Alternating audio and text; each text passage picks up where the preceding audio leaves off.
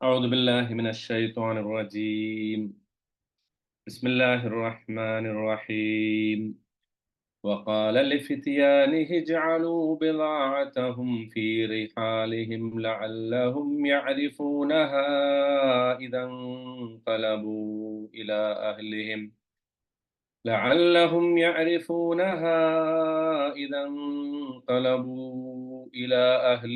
لعلهم يرجعون. فلما رجعوا إلى أبيهم قالوا يا أبانا منع منا الكيل يا قالوا يا أبانا منع من قالوا يا أبانا منع منا الكيل فأرسل معنا أخانا نكتل وإنا له لحافظون. قال هل آمنكم عليه إلا كما أمنتكم على أخيه من قبل فالله خير حافظا وهو أرحم الراحمين. ولما فتحوا متاعهم وجدوا بضاعتهم ردت إليهم قالوا يا أبانا ما نبغي هذه بضاعتنا ردت إلينا ونحفظ أخانا ونزداد كيل بعير ذلك كيل يسير. صدق الله العلي العظيم. الحمد لله والصلاة والسلام على رسول الله وعلى آله وصحبه أجمعين ومن تبعهم بإحسان إلى يوم الدين. ബഹുമാനരായ സത്യവിശ്വാസികളെ സഹോദരന്മാരെ, അസ്സലാമു അലൈക്കും വറഹ്മത്തുള്ളാഹി വബറകാതുഹു. സൂറത്ത് യൂസുഫ് 62 മുതൽ 65 വരെയുള്ള ആയത്തുകളാണ് നമ്മൾ പാരായണം ചെയ്തത്.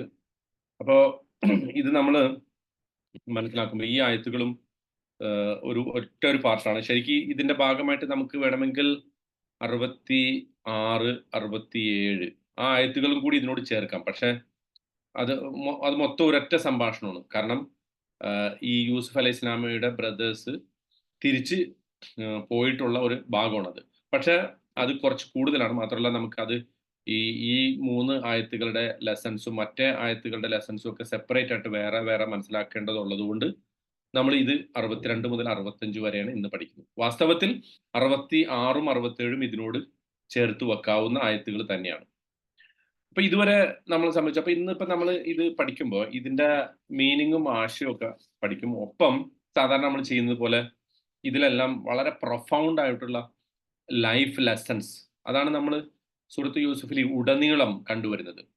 അപ്പൊ അതാണ് പിന്നെ ഒന്ന് ഈ സ്റ്റോറിയുടെ പ്രോഗ്രസ്, അതോടൊപ്പം ഈ സ്റ്റോറിയിൽ നിന്നുള്ള ലെസൺസ്, അത്രയാണ് നമ്മൾ ശരിക്കും ഈ ആയത്തുകളിൽ നിന്ന് മനസ്സിലാക്കുന്നത്. അപ്പൊ ഇതുവരെ എത്തി നിൽക്കുന്ന ഒരു അവസ്ഥ ഞാൻ ഒന്ന് ചെറുതായിട്ട് ചുരുക്കി വിവരിക്കാം. കാരണം ഈ ആയത്തുകൾ മനസ്സിലാക്കുമ്പോൾ അതിന്റെ ഒരു ബാക്ക്ഗ്രൗണ്ട് ഉണ്ടാകേണ്ടത്. അതായത് ഇപ്പൊ എത്തിക്കണ എന്താ വെച്ചാൽ അന്ന് ആ ഒരു കാലഘട്ടത്തിൽ രാജാവിന്റെ സ്വപ്നം യാഥാർത്ഥ്യമായി പുലർന്നപ്പോൾ ഈജിപ്തും പരിസര പ്രദേശങ്ങളും ഒക്കെ തന്നെ വല്ലാതെ ഇക്കോണമിക്കലി ബാങ്ക്രപ്റ്റായി. അവിടുത്തെ ഹാർവസ്റ്റ് നശിച്ചു, വല്ലാത്തൊരു ഡ്രൗട്ട്, ഒരു ഫാമിൻ അവരെ പിടികൂടി, ഒരു ക്ഷാമകാലം അവരെ പിടികൂടി, മഴയില്ലാതായി, വിളകളൊക്കെ നശിച്ചു. പക്ഷെ യൂസുഫ് അലൈഹി ഇസ്ലാം ഉള്ളത് കൊണ്ട് രാജാവ് വളരെ അടുത്ത വിശ്വസ്തനായ യൂസുഫ് അലൈഹി ഇസ്ലാമയെ കരുതിയത് കൊണ്ട് അദ്ദേഹത്തിന്റെ ദീർഘവീക്ഷണം അനുസരിച്ച് അദ്ദേഹത്തിന്റെ ഇക്കോണമിക് പോളിസി വളരെ കൺസർവേറ്റീവ് ആയിട്ടുള്ള എന്നാൽ വളരെ ഫാർ സൈറ്റഡ് ആയിട്ടുള്ള ഒരു ഇക്കോണമിക് വിഷൻ ഉണ്ടായിരുന്നത് കൊണ്ട് എന്ത് സംഭവിച്ചു, ഈജിപ്തിൽ ധാരാളം ഫുഡ് ഉണ്ടായി. ആ ഫുഡ് വാങ്ങിക്കാൻ വേണ്ടി ആ ധാന്യങ്ങൾ ചിലപ്പോൾ ഒരു പക്ഷെ അത് ധാന്യങ്ങളായിട്ട് കൊടുത്തതാകാം, അല്ലെങ്കിൽ ഒരു പക്ഷെ അത് പിന്നെ വിള പിന്നീട് പോയിട്ട് അവർക്ക് നാട്ടിൽ നടാൻ വേണ്ടി വിളകളായിട്ട് കൊടുത്തതാകാം. പക്ഷെ നമുക്ക് മനസ്സിലാക്കാൻ സാധിക്കുക, ഡ്രൗട്ട് ഫാമിനൊക്കെ ആണെങ്കിൽ പിന്നെ വിളകൾ കിട്ടിയിട്ട് വിത്ത് കിട്ടിയിട്ട് കാര്യമില്ലല്ലോ, സീഡ്സ് കിട്ടിയിട്ട് കാര്യമില്ല, ഗ്രെയിൻ ആയിട്ട് തന്നെ കിട്ടണം. അപ്പൊ അങ്ങനെ തന്നെ കൊടുത്തിട്ടുണ്ടാവാനാണ് സാധ്യത. അതും യൂസുഫ് അലൈഹി സ്വലാം അത് കൊടുത്ത എങ്ങനെയാ, വളരെ സിസ്റ്റമാറ്റിക് ആയിട്ട് വളരെ സ്മാർട്ട് ആയിട്ടുള്ള ഒരു സിസ്റ്റം ഇൻട്രൊഡ്യൂസ് ചെയ്തു. വരുന്ന ആളുകളുടെ കണക്ക് വെച്ചു, ഓരോ ഫാമിലിയിലും എത്ര മെമ്പേഴ്സ് ഉണ്ടെന്ന് മനസ്സിലാക്കി. ഇതൊക്കെ ഈ ഖുർആൻ പ്രയോഗിച്ച പദങ്ങളിൽ നമുക്ക് മനസ്സിലാവണം. അല്ലാതെ ഇതൊന്നും കഥയുടെ ഒരു പൊടിപ്പും തൊങ്ങലും വെച്ച് നമ്മൾ പറയുന്നതല്ല. മറിച്ച് കൃത്യമായി ആ കണക്ക് കൊടുക്കുന്ന ഊഫിൽ കൈല എന്ന ഒരു പദം തന്നെ കഴിഞ്ഞ ആയത്തിൽ യൂസുഫ് അലൈഹിസ്സലാം പറയുന്നുണ്ടല്ലോ. ഞാൻ കൃത്യമായ അളവ് പൂർത്തിയാക്കി തരുന്നു. എന്ന് പറഞ്ഞാൽ ഒരു ഫാമിലിയിൽ എത്ര പേരുണ്ട്? അവിടെ ഏർണിംഗ് മെമ്പേഴ്സ് എത്രയുണ്ട്? അല്ലാത്ത വീട്ടിൽ എത്ര പേരുണ്ട്? കുട്ടികൾ എത്രയുണ്ട്?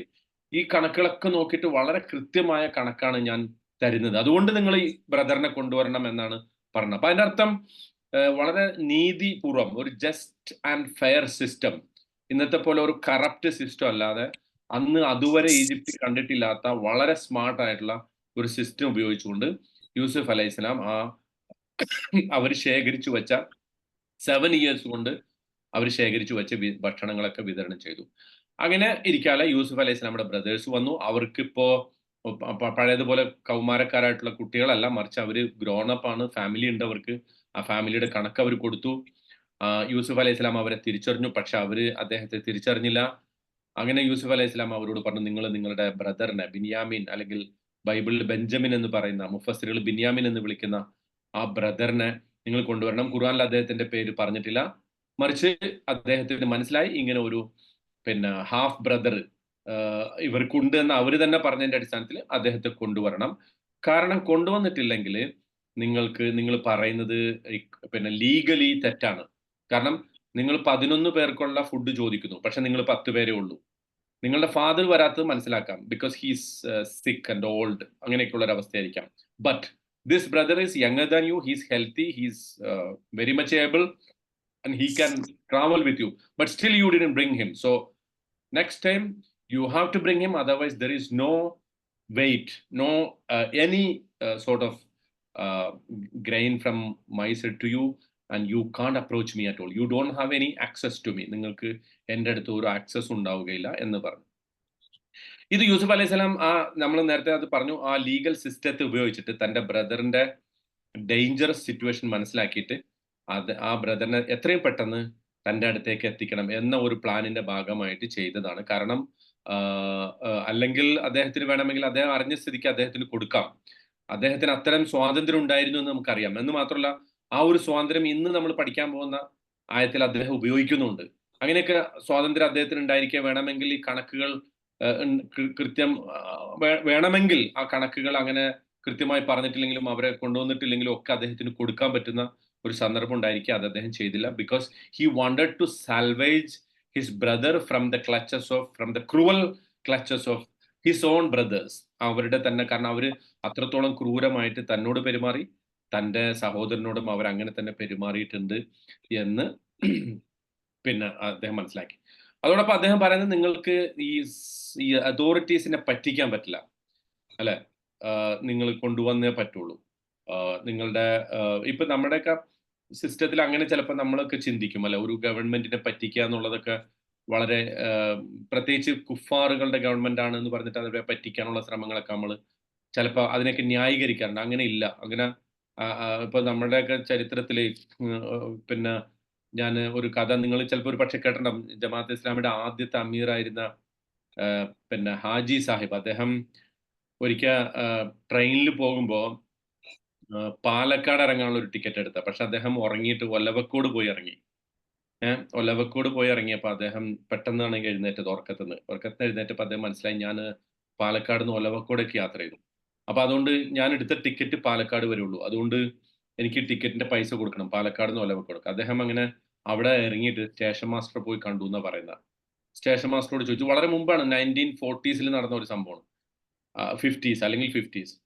അപ്പൊ ഈ സ്റ്റേഷൻ മാസ്റ്റർ അദ്ദേഹത്തോട് ചോദിച്ചു, ഇത് വളരെ അത്ഭുതമാണ്, കാരണം ട്രെയിനിൽ അന്നൊക്കെ കള്ള ടിക്കറ്റ് എടുത്ത് യാത്ര, അല്ലെങ്കിൽ ടിക്കറ്റ് എടുക്കാതെ കള്ള യാത്ര ചെയ്യുക എന്നുള്ളത് വ്യാപകമായ ഒരു കാലത്ത് ഒരാൾ ഉറങ്ങിപ്പോയതിന്റെ പേരിൽ പാലക്കാട് നിന്ന് ഒലവക്കോട് വരെയുള്ള ആ ഒരു ചെറിയ ഡിസ്റ്റൻസിന്റെ ടിക്കറ്റ് കൊടുത്തിട്ടേ അവിടുന്ന് പോവുള്ളൂ എന്ന് പറയുന്ന അയാളെ അത്ഭുതപ്പെടുത്തി എന്നാ പറയുന്നത്. അപ്പോ ശരിക്കും വാസ്തവത്തിൽ നമ്മളൊരു സിസ്റ്റത്തെ പറ്റിക്കുക എന്നതിനേക്കാളപ്പുറം ആ സിസ്റ്റത്തെ മാനിക്കുകയും, അത് ഏത് ഗവൺമെന്റിൻ്റെതായാലും അതിനെ നമ്മൾ സത്യസന്ധരാവുകയും ആ വിഷയത്തിലൊക്കെ ഓണസ്റ്റ് ആവുകയും ചെയ്യുമ്പോൾ വാസ്തവത്തിൽ ഇന്നത്തെ നമ്മുടെ ഒരു മുസ്ലിങ്ങളുടെ തന്നെ ഒരു പ്രധാനപ്പെട്ട ഒരു സ്വഭാവമായിട്ട് മാറേണ്ട ഒരു സംഗതിയാണ്. എനിവേ, അത് ഞാൻ ആനുഷംഗികമായിട്ട് ഇതിന്റെ ഒരു ആക്സിഡന്റലി പറഞ്ഞതാണ്.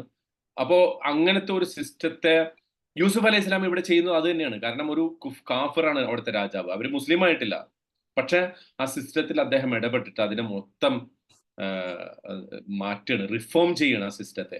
അപ്പോ അങ്ങനത്തെ കാഴ്ചപ്പാടുകൾ നമുക്ക് ഉണ്ടാകേണ്ടതില്ല. ടാക്സ് വെട്ടിക്കുക, അതുപോലെ കൃത്യമായ പണം കൊടുക്കാതിരിക്കുക, അല്ലെങ്കിൽ നമ്മൾ വേണ്ടതിലധികം നമ്മൾ കൊടുക്കുന്ന പണത്തിനേക്കാൾ അധികം സേവനം എടുക്കുക. അത് ആരുടേതായാലും, മറ്റൊരാളുടേതായാലും മറ്റൊരു അതോറിറ്റിയുടേതായാലും ജോലി കൃത്യമായി ചെയ്യാതെ ശമ്പളം പറ്റുക, ഇങ്ങനെയുള്ള അത്തരം സംഗതികളൊക്കെ ഒരു ഒരു മുസ്ലിം എന്നുള്ള നിലക്ക് നമ്മൾ അവോയ്ഡ് ചെയ്യേണ്ടതാണെന്ന് യൂസുഫ് അലൈഹി ഇസ്ലാമയുടെ ഈ ജീവിതത്തിൽ നിന്ന് നമുക്ക് മനസ്സിലാക്കാൻ പറ്റും. ഓക്കെ, അപ്പോ അങ്ങനെയാണ് അദ്ദേഹം അവരോട് പറഞ്ഞത്, നിങ്ങൾ ആ ബ്രദറിനെ കൊണ്ടുവന്നിട്ടില്ലെങ്കിൽ നിങ്ങൾക്ക് എൻ്റെ അടുത്ത് ഇനി ഒരു ആക്സസ് ഉണ്ടാവുകയില്ല. അപ്പൊ അവര് പറഞ്ഞു, ഇല്ല, ഞങ്ങൾ എന്തായാലും നിർബന്ധമായും കൊണ്ടുവരാം. പിന്നെ കാരണം അങ്ങനെ കൊണ്ടുവന്നിട്ടില്ലെങ്കിൽ അവർക്ക് തന്നെ മനസ്സിലായി it's going to be dangerous, നമ്മൾ പട്ടിണി കിടന്ന് മരിക്കും എന്ന് പറഞ്ഞു. അവിടെയാണ് നമ്മൾ എത്തി നിൽക്കുന്നത്.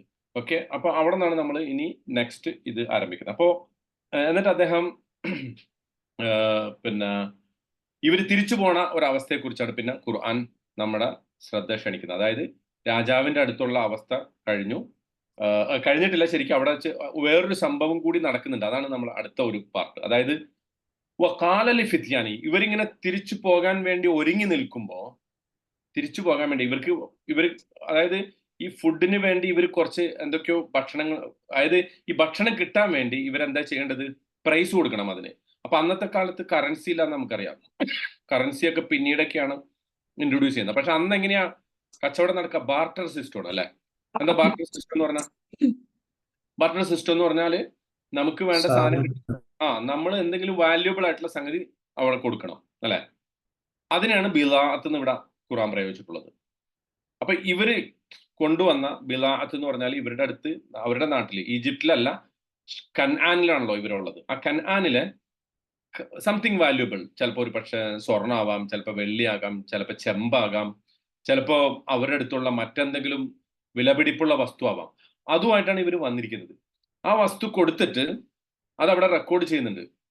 ഞാൻ നേരത്തെ തന്നെ അത് പറഞ്ഞു, അത് ഖുർആന്റെ വചനത്തിൽ നമുക്ക് മനസ്സിലാക്കാം. ആ മൂല്യത്തിലുള്ള സ്വത്താണ് അല്ലെങ്കിൽ ധാന്യമാണ് ഇവർക്ക് കൊടുത്തിട്ടുള്ളത്. ഇത് യൂസുഫ് അലൈഹിസ്സലാം അതിന്റെ അകത്തൊരു ഒരു ഒരു ഒരു ഒരു സ്കീം ഉണ്ടാക്കുന്നുണ്ട്. അതെന്താണ്?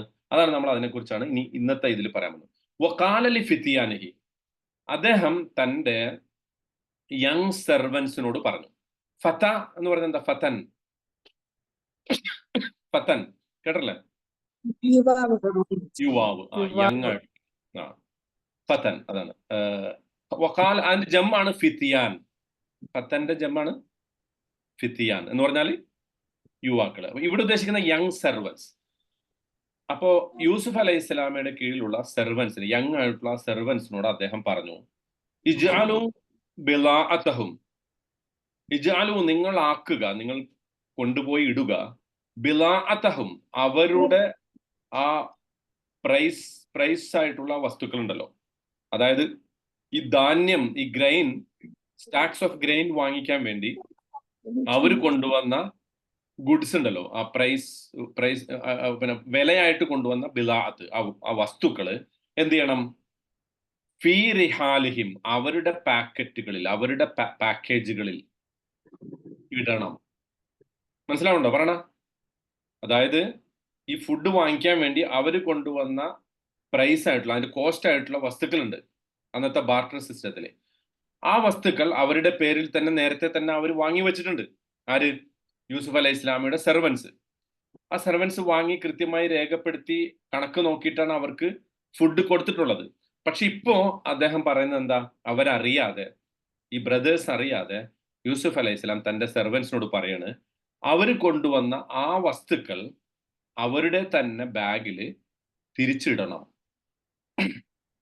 തിരിച്ച് ഇടണം എന്ന് പറഞ്ഞാൽ അവർ കൊണ്ടുവന്ന പ്രൈസ് നമുക്ക് വാങ്ങിക്കേണ്ടതില്ല, അത് തിരിച്ചു കൊടുത്തേക്കൂ. There could be some questions, അതിനെ നമ്മൾ അഡ്രസ് ചെയ്യട്ടാ. എങ്ങനെയാണ് യൂസുഫ് അലൈഹി സ്വലാം അത് പറയാ? ഇപ്പൊ നമ്മൾ നേരത്തെ പറഞ്ഞതിന് എതിരാണല്ലോ അത്. സ്വന്തം ഫാമിലിക്ക് ഒരു ഫേവർ ചെയ്യണല്ലോ അല്ലെ? ആ ഫാമിലിയിൽ നിന്ന് കൊണ്ടുവന്ന പൈസ അവർക്ക് തിരിച്ചു കൊടുത്തിട്ട് അതൊരു കറപ്ഷൻ അല്ലേ എന്നൊക്കെ നമുക്ക് ഇപ്പൊ തോന്നുന്നുണ്ടാവും. ബട്ട് ഹോൾഡ് ഓൺ, പെട്ടെന്ന് ആ ചോദ്യം ചോദിക്കാൻ വരട്ടെ, ഞാൻ അതിനെക്കുറിച്ച് അതിനകത്തേക്ക് വരാം.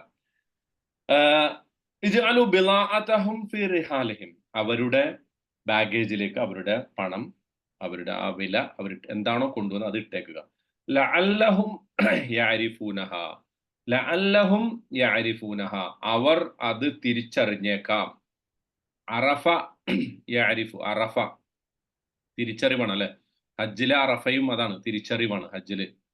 ഹജ്ജിന്റെ ഏറ്റവും പ്രധാനപ്പെട്ട കർമ്മം നടക്കുന്ന സ്ഥലം അറഫയാണ് അല്ലെ. അൽ ഹജ്ജു അറഫ. ഈ പദത്തിൽ നിന്നാണ് അത് വന്നത്. അറഫ, തിരിച്ചറിവ്. അവിടെ വെച്ച് മനുഷ്യൻ യഥാർത്ഥത്തിൽ എന്താണ് ഞാനെന്ന് തിരിച്ചറിയും. അതുകൊണ്ടാണ് അതിന് അറഫ എന്ന് പേരിട്ടിരിക്കുന്നത്. ഞാൻ ആരാണ്, ഞാൻ എങ്ങോട്ടാ പോണത്. ഹജ്ജിന്റെ വസ്ത്രം തന്നെ ഒരു മരണത്തെക്കുറിച്ചുള്ള ഒരു ഓർമ്മയാണല്ലോ അല്ലെ. അപ്പോ ശരിക്കും അതാണ് ആ വാക്ക് അങ്ങനെയാണ് വന്നതെന്ന് പറയാൻ വേണ്ടിട്ട് അത് പറഞ്ഞ ലഅല്ലഹും. ലഅല്ല എന്ന് പറഞ്ഞത് അതിന്റെ അർത്ഥം ആയേക്കാം. ദൈ ക്യാൻ ഓർ ദൈ മേ ബി. ദൈ മേ ബി അവെയർ, ദൈ മേ ഐഡന്റിഫൈ, ദൈ മേ റെക്കഗ്നൈസ്. അതാണ് ലഅല്ലഹും യഅരിഫൂനഹ. അവർ അത് തിരിച്ചറിഞ്ഞേക്കാം. ഇദൻഖലബു. ഇൻഖലബ എന്ന് പറഞ്ഞാൽ മടങ്ങുക, റജഅ എന്നർത്ഥം. ഇദൻഖലബു ഇലാ അഹ്ലിഹിം. തങ്ങളുടെ കുടുംബത്തിലേക്ക്, തങ്ങളുടെ വീടുകളിലേക്ക് അവർ തിരിച്ചെത്തുമ്പോൾ ഈ ബിലാഅത്ത്, ഈ അവർ കൊടുത്ത ഈ കോസ്റ്റ് കണ്ടിട്ട് അവർക്ക് എന്താ അറിയാം, തിരിച്ചറിഞ്ഞേക്കാം ഇത് ഞങ്ങളുടെ തന്നെ വസ്തുക്കളാണല്ലോ ഈ തിരിച്ചു തന്നത് എന്ന് അവർ തിരിച്ചറിഞ്ഞേക്കാം. ലഅല്ലഹും യർജിഊൻ.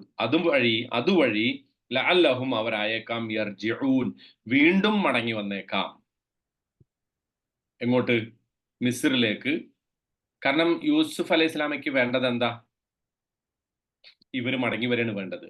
മടങ്ങി വരുമ്പോ ആരും കൂടി വേണം, ബെന്യാമീനും കൂടി വേണം. അപ്പോ ഈ എന്ന് മാത്രമല്ല, സ്വന്തം ഫാമിലി ആണല്ലോ, അവരും പട്ടിണി കിടക്കാൻ പാടില്ല, മറ്റെല്ലാവരും പട്ടിണി കിടക്കാൻ പാടില്ലാത്തതുപോലെ ഈ ഫാമിലിയും പട്ടിണി കിടക്കാൻ പാടില്ല. കൂടാതെ തൻ്റെ സഹോദരന്മാരാൽ ഉപദ്രവിക്കപ്പെടുന്ന തൻ്റെ ഏറ്റവും ഫുൾ ബ്രദർ ആയിട്ടുള്ള തൻ്റെ സഹോദരന് തൽക്കാലം അദ്ദേഹത്തെ രക്ഷിച്ചെടുക്കുകയും ചെയ്യേണ്ടതുണ്ട്. അതുകൊണ്ട് അദ്ദേഹം പ്രയോഗിച്ച ഒരു നമ്പറാണ് എന്ത്? ഇവർ കൊടുത്ത പ്രൈസ് തിരിച്ച് അവരുടെ ആ പാക്കേജിലേക്ക് യൂസുഫ് അലൈഹിസ്സലാം ഇടുന്നു. അപ്പോൾ സ്വാഭാവികമായിട്ടും നമുക്കൊരു ചോദ്യം വരും. എന്ത്? നേരത്തെ ഞാൻ പറഞ്ഞ ചോദ്യം, എന്തുകൊണ്ട് യൂസുഫ് അലൈഹിസ്സലാം അങ്ങനത്തെ ഒരു നമ്പർ പ്രയോഗിച്ചു? ഏറ്റവും പ്രധാനം, അത് അങ്ങനെ തിരിച്ചു കൊടുക്കുമ്പോൾ മറ്റാർക്കും തിരിച്ചു കൊടുത്തതായിട്ട് ഖുർആൻ പറയുന്നില്ല. സ്വന്തം ഫാമിലിക്ക് ആ പണം തിരിച്ചു കൊടുക്കാൻ യൂസുഫ് അലൈഹിസ്സലാമയ്ക്ക് എന്തധികാരം? അതൊരു തരം ഒരർത്ഥത്തിലൊരു ഫേവറിറ്റിസം, ഒരു നിപ്പോട്ടിസം അല്ലെ, ഒരു സ്വജനപക്ഷപാതം അല്ലേ? നേരത്തെ ഇതുവരെ പറഞ്ഞു വന്ന യൂസുഫ് അലൈഹി സ്വലാമയുടെ സത്യസന്ധതയ്ക്കും ഇഹ്സാനിയത്തിനും ഇഖ്ലാസിനും ഒക്കെ എതിരല്ലേ അത് എന്ന് തോന്നിയേക്കാം. പക്ഷേ രണ്ട് രൂപത്തിൽ അതിനെ വ്യാഖ്യാനിക്കാം. ഒന്ന്, യൂസുഫ് അലൈഹി സ്വലാമയ്ക്ക് പൂർണ്ണമായിട്ടും ഡിസ്ക്രേഷൻ ആയിട്ടുള്ള ഒരു ഫണ്ടാണ് രാജാവ് അദ്ദേഹത്തെ ഏൽപ്പിച്ചു കൊടുത്തിരിക്കുന്നത്. അതായത് ഡിസേർവിംഗ് ആയിട്ടുള്ള ഫാമിലികൾക്ക് വേണമെങ്കിൽ ഫ്രീ ആയിട്ട് തന്നെ ഫുഡ് കൊടുക്കാനുള്ള ഒരു പ്രൊവിഷൻ യൂസുഫ് അലൈഹി സ്വലാമിക്കിടെ. കാരണം അല്ലാത്ത പക്ഷം ഒരിക്കലും അദ്ദേഹം അത് ചെയ്യില്ല എന്നുള്ളതാണ് ഒന്നാമത്തെ വ്യാഖ്യാനം. ഏതുപോലെ എന്ന് വെച്ചാൽ ചില ജഡ്ജിമാര് അല്ലെ, ഈ ട്രാഫിക് കോർട്ടിലൊക്കെ കണ്ടിട്ടുണ്ട്. ഇപ്പം അമേരിക്കയിലൊക്കെ ഒരു വളരെ ഫേമസ് ആയിട്ടുള്ള ഒരു സീരീസ് ഉണ്ട്, ടെലിവിഷൻ സീരീസ് ഉണ്ട്. കണ്ടിട്ടുണ്ടോ ആരെങ്കിലും അത്? ഒരു ജഡ്ജ് ഇങ്ങനെ ജഡ്ജിന്റെ മുമ്പിൽ വ്യത്യസ്ത ട്രാഫിക് ഒഫൻസ് ചെയ്തവർ വരും. അപ്പോ $1000 $500 ഒക്കെ ഫൈൻ ഉണ്ടാവും അവർക്ക്. അല്ല, എന്താ അതിന്റെ പേര്? ആ സീരീസിന്റെ പേര് ആർക്കെങ്കിലും അറിയോ? ഞാൻ എന്റെ പിന്നെ കുറെ വീഡിയോസ് ഓർമ്മയില്ല. ഒരു പ്രായമുള്ള ജഡ്ജാണ്. അതെ, ഒരു പ്രായമുള്ള ഒരു ജഡ്ജ്. അദ്ദേഹം വളരെ ഫണ്ണിയാണ്, വളരെ ഫണ്ണി ആയിട്ടുള്ള ഒരു സീരീസ് ആണ്. കാണുന്നവർ ആരെങ്കിലും ഉണ്ടോ? അതിന്റെ പേര് ഓർമ്മയുണ്ടാവും ആ സീരീസിന്റെ പേര് ശരിക്കും ഓർമ്മയില്ല. കാരണം ഈ ഒരു പോയിന്റ് എന്താ പറഞ്ഞ, കുട്ടികളും ഉണ്ടാവുമ്പോ കുട്ടികളോട് കാര്യങ്ങളെല്ലാം ചോദിച്ചിട്ട് അങ്ങനെ ചെയ്യുന്നതാണ്. ഇങ്ങോട്ടാണ് അല്ല, ഓക്കെ. എനിവേ, അപ്പോ അതെന്താന്ന് വെച്ചാൽ ആ സീരീസിന്റെ ഒരു പിന്നെ അതിൽ പറയുന്നത്, ജഡ്ജ് ഇപ്പൊ ഒരു ഒഫൻഡർ ഒരു സ്ത്രീ ആണെങ്കിൽ ആ സ്ത്രീയോട് ചോദിക്കും, why did you cross the red line? Red signal എന്തിനാ ക്രോസ് ചെയ്ത്? അപ്പൊ അവർ പറയും, ഞാൻ എൻ്റെ കുട്ടീനെ വളരെ സീരിയസ് ആയിട്ട് ഹോസ്പിറ്റലിൽ കൊണ്ടുപോയിരുന്നു. അപ്പൊ അതിനുള്ള സാക്ഷികളും തെളിവുകളൊക്കെ ചോദിച്ചിട്ട് ജഡ്ജ് പറയുമ്പോൾ okay, then you don't need to pay അല്ലേ, അവർ കൊടുക്കേണ്ടതില്ല. അവിടെ നമുക്ക് പറയാൻ പറ്റുമോ ആ ജഡ്ജ് ആർക്കെങ്കിലും ഫേവറിറ്റിസം കാണിച്ചു എന്ന് പറയാൻ പറ്റുമോ? പറ്റൂല. കാരണം എന്താ, ജഡ്ജിനൊരു അതോറിറ്റി ഉണ്ട്. അതോറിറ്റി എന്താ, സിറ്റുവേഷൻ മനസ്സിലാക്കിയിട്ട് അദ്ദേഹത്തിന്റെ മുന്നിൽ വരുന്ന തെളിവുകളും ഒക്കെ വെച്ചിട്ട് അദ്ദേഹം എന്ത് ചെയ്യുന്നു, തെളിവ് ഉപയോഗിച്ചിട്ട് അവർക്കത് ഇളവ് ചെയ്തു കൊടുക്കുകയാണ്. ഇവിടെ ഉണ്ട്, ഖത്തറിലുണ്ട്. നമ്മൾ റെഡ് സിഗ്നൽ ക്രോസ് ചെയ്താൽ എത്ര ഫൈൻ ഇവിടെ? 6,000. 6,000 റിയാലാണ്. പക്ഷെ നമ്മൾ പോയിട്ട് അവിടെ പോയിട്ട് പോലീസിന്റെ മുമ്പിൽ ഒന്ന് ചൊറിഞ്ഞൊക്കെ ഇങ്ങനെ തലയൊക്കെ ചൊറിഞ്ഞ് നിന്നാല് അവരെന്ത് ചെയ്യും? അവര് ഇതെടുത്ത് നോക്കും, വീഡിയോ എടുത്ത് നോക്കും. നോക്കുമ്പോ നമ്മൾ ക്രോസ് ചെയ്തത് അതായത് മനഃപൂർവ്വം അങ്ങോട്ട് വണ്ടി ഓടിച്ചു പോയതല്ല, മറിച്ച് നിൽക്കാൻ വിചാരിച്ചു പക്ഷെ നിന്നില്ല. അപ്പൊ നമ്മൾ അങ്ങനെ എടുത്തു പോയി. കാരണം അവർക്ക് അതൊക്കെ മനസ്സിലാവും, വേഗം മനസ്സിലാവും. നമ്മൾ നുണ പറഞ്ഞാൽ അവർക്ക് തിരിയൂട്ടാ, വളരെ പെട്ടെന്ന് തിരിയും. അതെങ്ങനെയാ വെച്ചാൽ ആക്സിഡന്റ് ഒക്കെ ഉണ്ടായിട്ട് നുണ പറഞ്ഞാല് വേഗം അവര് തിരിയുമല്ലോ. കറക്റ്റ് അവർ ഇതുപോലെ കുറെ കണ്ടതാണല്ലോ അവര്. അപ്പോ അവരെന്ത് ചെയ്യും, 6,000 എന്നുള്ളത് 1,000 ആക്കി തരും. അല്ലെ? പരിചയമില്ലേ പലർക്കും? ഉണ്ടായില്ലേ? ഉണ്ട്. ഓക്കെ. അപ്പൊ അതെന്താണ്, ഒരു ഡിസ്ക്രിഷണറി പവറാണ്. അതുപോലെ യൂസഫ് അലൈഹി ഇസ്ലാമിക്ക് ഈ രാജാവ്, അന്നത്തെ മിസ്രിലെ രാജാവ് ഒരു ഡിസ്ക്രിഷണറി ഫണ്ട് ആയിട്ട് കൊടുത്തിട്ടുണ്ട്. അതായത് ഡിസേർവിംഗ് ആയിട്ടുള്ള ഫാമിലീസിന് വേണമെങ്കിൽ ഒന്നും സ്വീകരിക്കാതെ തന്നെ ഫുഡ് കൊടുക്കാം. ആ ഡിസ്ക്രിഷണറി പവർ അദ്ദേഹം തന്റെ കുടുംബത്തിന്റെ അവസ്ഥയും കണ്ടിട്ട്, തന്റെ കുടുംബത്തിന്റെ മൊത്തം അവസ്ഥ മറ്റ് അതുപോലുള്ള കേസുകളോട് സാമ്യമാണെങ്കിൽ അദ്ദേഹത്തിന് കൊടുക്കാം. So there is no harm. ഒരു ന്യായീകരണം അതാണ്. രണ്ടാമതൊരു ന്യായീകരണം, കാരണം ഇവിടെ അദ്ദേഹം അങ്ങനത്തെ ഒരു ഡിസ്ക്രിഷണറി പവർ അദ്ദേഹം ഉപയോഗിക്കാൻ കാരണം ഒരു ലൈഫിനെ രക്ഷിക്കാൻ വേണ്ടിയാണ്. കാരണം തന്റെ ബ്രദറാണ് എന്നതുകൊണ്ട് മാത്രം ഒരു കുടുംബത്തിൽ അങ്ങനെ ഒരു പ്രയാസം അനുഭവിക്കുന്ന ഒരാളുണ്ടെങ്കിൽ അവനെ പെട്ടെന്ന് രക്ഷിച്ചെടുക്കണമെന്നുണ്ടെങ്കിൽ ഈ ഒരു തന്ത്രം പ്രയോഗിച്ചേ പറ്റൂ എന്ന നിലയ്ക്ക് ഒരു ലൈഫ് ആൻഡ് ഡെത്ത് സിറ്റുവേഷൻ വന്നപ്പോൾ സ്വീകരിച്ചതാണ് എന്നൊരു വാക്യം.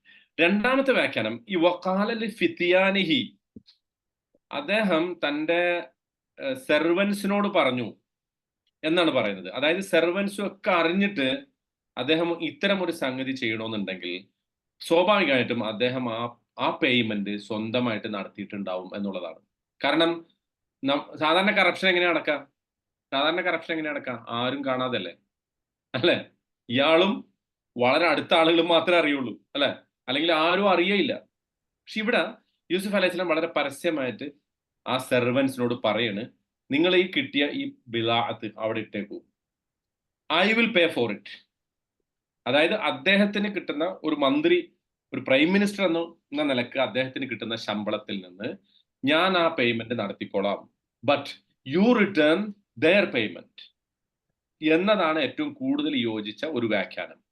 കാരണം യൂസുഫ് അലൈഹി ഇസ്ലാമെ പോലുള്ള ഒരാള്, വർഷങ്ങളോളം നിരപരാധിയായിട്ട് ജയിലിൽ കഴിഞ്ഞ ഒരാള്, സ്വന്തം അഭിമാനത്തെ പണയം വെക്കാത്ത ഒരാള്, സ്വന്തം പവിത്രതയെ എന്ത് വില കൊടുത്തും സംരക്ഷിച്ച ഒരാള്, കുറച്ച് ഭക്ഷണത്തിന് വേണ്ടി കുടുംബത്തിനെ അങ്ങനെ പരിധി വിട്ട് ഒരു കറപ്ഷനിലൂടെ സഹായിക്കുക എന്നുള്ളത് അചിന്യമാണ്. So he must have paid that money from his own salary, his own remuneration. അദ്ദേഹത്തിന്റെ തന്നെ സ്വന്തം സമ്പത്തിൽ നിന്ന് ആ പൈസ പേ ചെയ്യുന്നു. അങ്ങനെ ആവാലോ, കാരണം അദ്ദേഹത്തിന് സ്വന്തം ഫാമിലിയെ സപ്പോർട്ട് ചെയ്യാനുള്ള ഒരു മാത്രമല്ല, അദ്ദേഹത്തിന് ഇപ്പോൾ ഈജിപ്തിൽ ഫാമിലി ഇല്ല. He's on his own. So the only family he has is these people. So when they come for food, it is appropriate for him not to take money from them, but he pays for it. നമ്മൾ അങ്ങനെയാണല്ലോ ചെയ്യാം. നമ്മൾ ഗൾഫിൽ വന്നു കഴിഞ്ഞാൽ നമുക്ക് കുറച്ച് പൈസയൊക്കെ ഉണ്ടെങ്കിൽ നമ്മുടെ പാരൻസിനെ ചിലപ്പോൾ നാട്ടിലുള്ള ഒരു ബ്രദറോ സിസ്റ്ററോ ഒന്നും ആയിരിക്കില്ല സംരക്ഷിക്കുക. പിന്നെ ആരാ സംരക്ഷിക്കുക? നമ്മൾ തന്നെ സ്വയം ഏറ്റെടുക്കും. Why? Because we have more opportunity or we have more resources, അല്ലെ? അതുപോലെ യൂസുഫ് അലൈഹി സ്വലാം തീരുമാനിച്ചു, ഇവർ പേ ചെയ്യേണ്ടതില്ല, I will pay for it because I am in a position to pay for it. I have that money, I have that resources and I am the prime minister of Egypt. I can pay for it. ഇനി ഇങ്ങനെയൊക്കെ അല്ലെങ്കിലും യൂസുഫ് അലൈഹി സ്വലാം ഇത് ചെയ്തു എന്ന് പറഞ്ഞാൽ അത് രാജാവ് വളരെ സന്തോഷത്തോടു കൂടി അദ്ദേഹത്തിന് അത് വകവെച്ചു കൊടുക്കുകയും ചെയ്യും. So at any cost he didn't do anything wrong എന്ന് നമ്മൾ ചിന്തിക്കുന്നത് തന്നെ അവിടെ അബദ്ധമായിട്ട് മാറുന്ന ഒരു രൂപത്തിലാണ്. പക്ഷെ നമ്മളത് പറയുന്നത് ബിക്കോസ് ഹിസ് ലെസൺസ്, യൂസുഫ് അലൈഹി സ്വലാമയുടെ ജീവിതത്തിന്റെ ലെസൺസ് നമ്മളെ സംബന്ധിച്ചും നമ്മുടെ ജീവിതത്തിന്റെ ഓരോ ഘട്ടത്തിലും വളരെ പ്രാധാന്യപൂർവ്വം നമ്മൾ മനസ്സിലാക്കേണ്ട സംഗതിയാണ്. ഇങ്ങനത്തെ ഒരു പൊസിഷനിലോ ചെറിയ ചെറിയ പൊസിഷൻ നമ്മളെ സംബന്ധിച്ച് അങ്ങനത്തെ വലിയ പൊസിഷൻ ഒന്നും വേണ്ട. ചെറിയ പൊസിഷനിൽ ഇരിക്കുമ്പോൾ നമ്മളെ ഇത്തരത്തിലുള്ള ഏതെങ്കിലും ഫേവറിറ്റിസം കാണിക്കുന്നുണ്ടോ? നമുക്ക് തന്നെ നമ്മൾ അൺഡ്യൂ അഡ്വാൻറ്റേജ് എടുക്കുന്നുണ്ടോ? നമ്മുടെ അടുത്ത ആളുകൾക്ക് അത്തരം അഡ്വാൻറ്റേജസ് കൊടുക്കുന്നുണ്ടോ? ഇതൊക്കെ നമ്മൾ നിരന്തരമായി വിചാരണയ്ക്ക് സ്വയം തന്നെ വിചാരണയ്ക്ക് വിധേയമാക്കേണ്ട ഒരു സംഗതിയാണ് എന്ന് പറയാൻ വേണ്ടിയിട്ടാണ് ഇത്രയും ഡീറ്റെയിൽ ആയിട്ട് അതിനെക്കുറിച്ച് പറഞ്ഞത്. ഓക്കെ, എനിവേ വേറൊരു പോയിന്റ് അതിനകത്തുള്ളത് വക്കാലലി ഫിത്തിയാനിഹി, ഈ യങ് സെർവൻസിനോട് അദ്ദേഹം പറഞ്ഞ എന്താ, ഇജാലു ബിലാഅതഹും ഫി റിഹാലിഹിം, ഇവരുടെ ഈ പ്രൈസ് ആയിട്ട് ഇവർ തന്ന വസ്തുക്കൾ അവരുടെ ബാഗിലിടണം. അത്രയും പറഞ്ഞാൽ മതി യൂസുഫ് അലൈഹി സ്വലാമിക്ക്, അല്ലെ? പോരെ? കാരണം he is the prime minister, he can give command and the servants they need to obey, അല്ലെ? സെർവൻസ് അത് കൃത്യമായി കണ്ണടച്ച് അംഗീകരിച്ചേ പറ്റൂ. അത്തരം ഒരു സാഹചര്യത്തിലാണ് സെർവൻസ് ഉള്ളത്. പക്ഷേ യൂസുഫ് അലൈഹി സ്വലാം എന്താ ചെയ്യുന്നത്? ആ കാരണം എന്തിനാണ് ഞാൻ ഇത് ചെയ്യുന്നത് എന്ന് അവരോട് പറയണ്, എക്സ്പ്ലെയിൻ ചെയ്യണ്.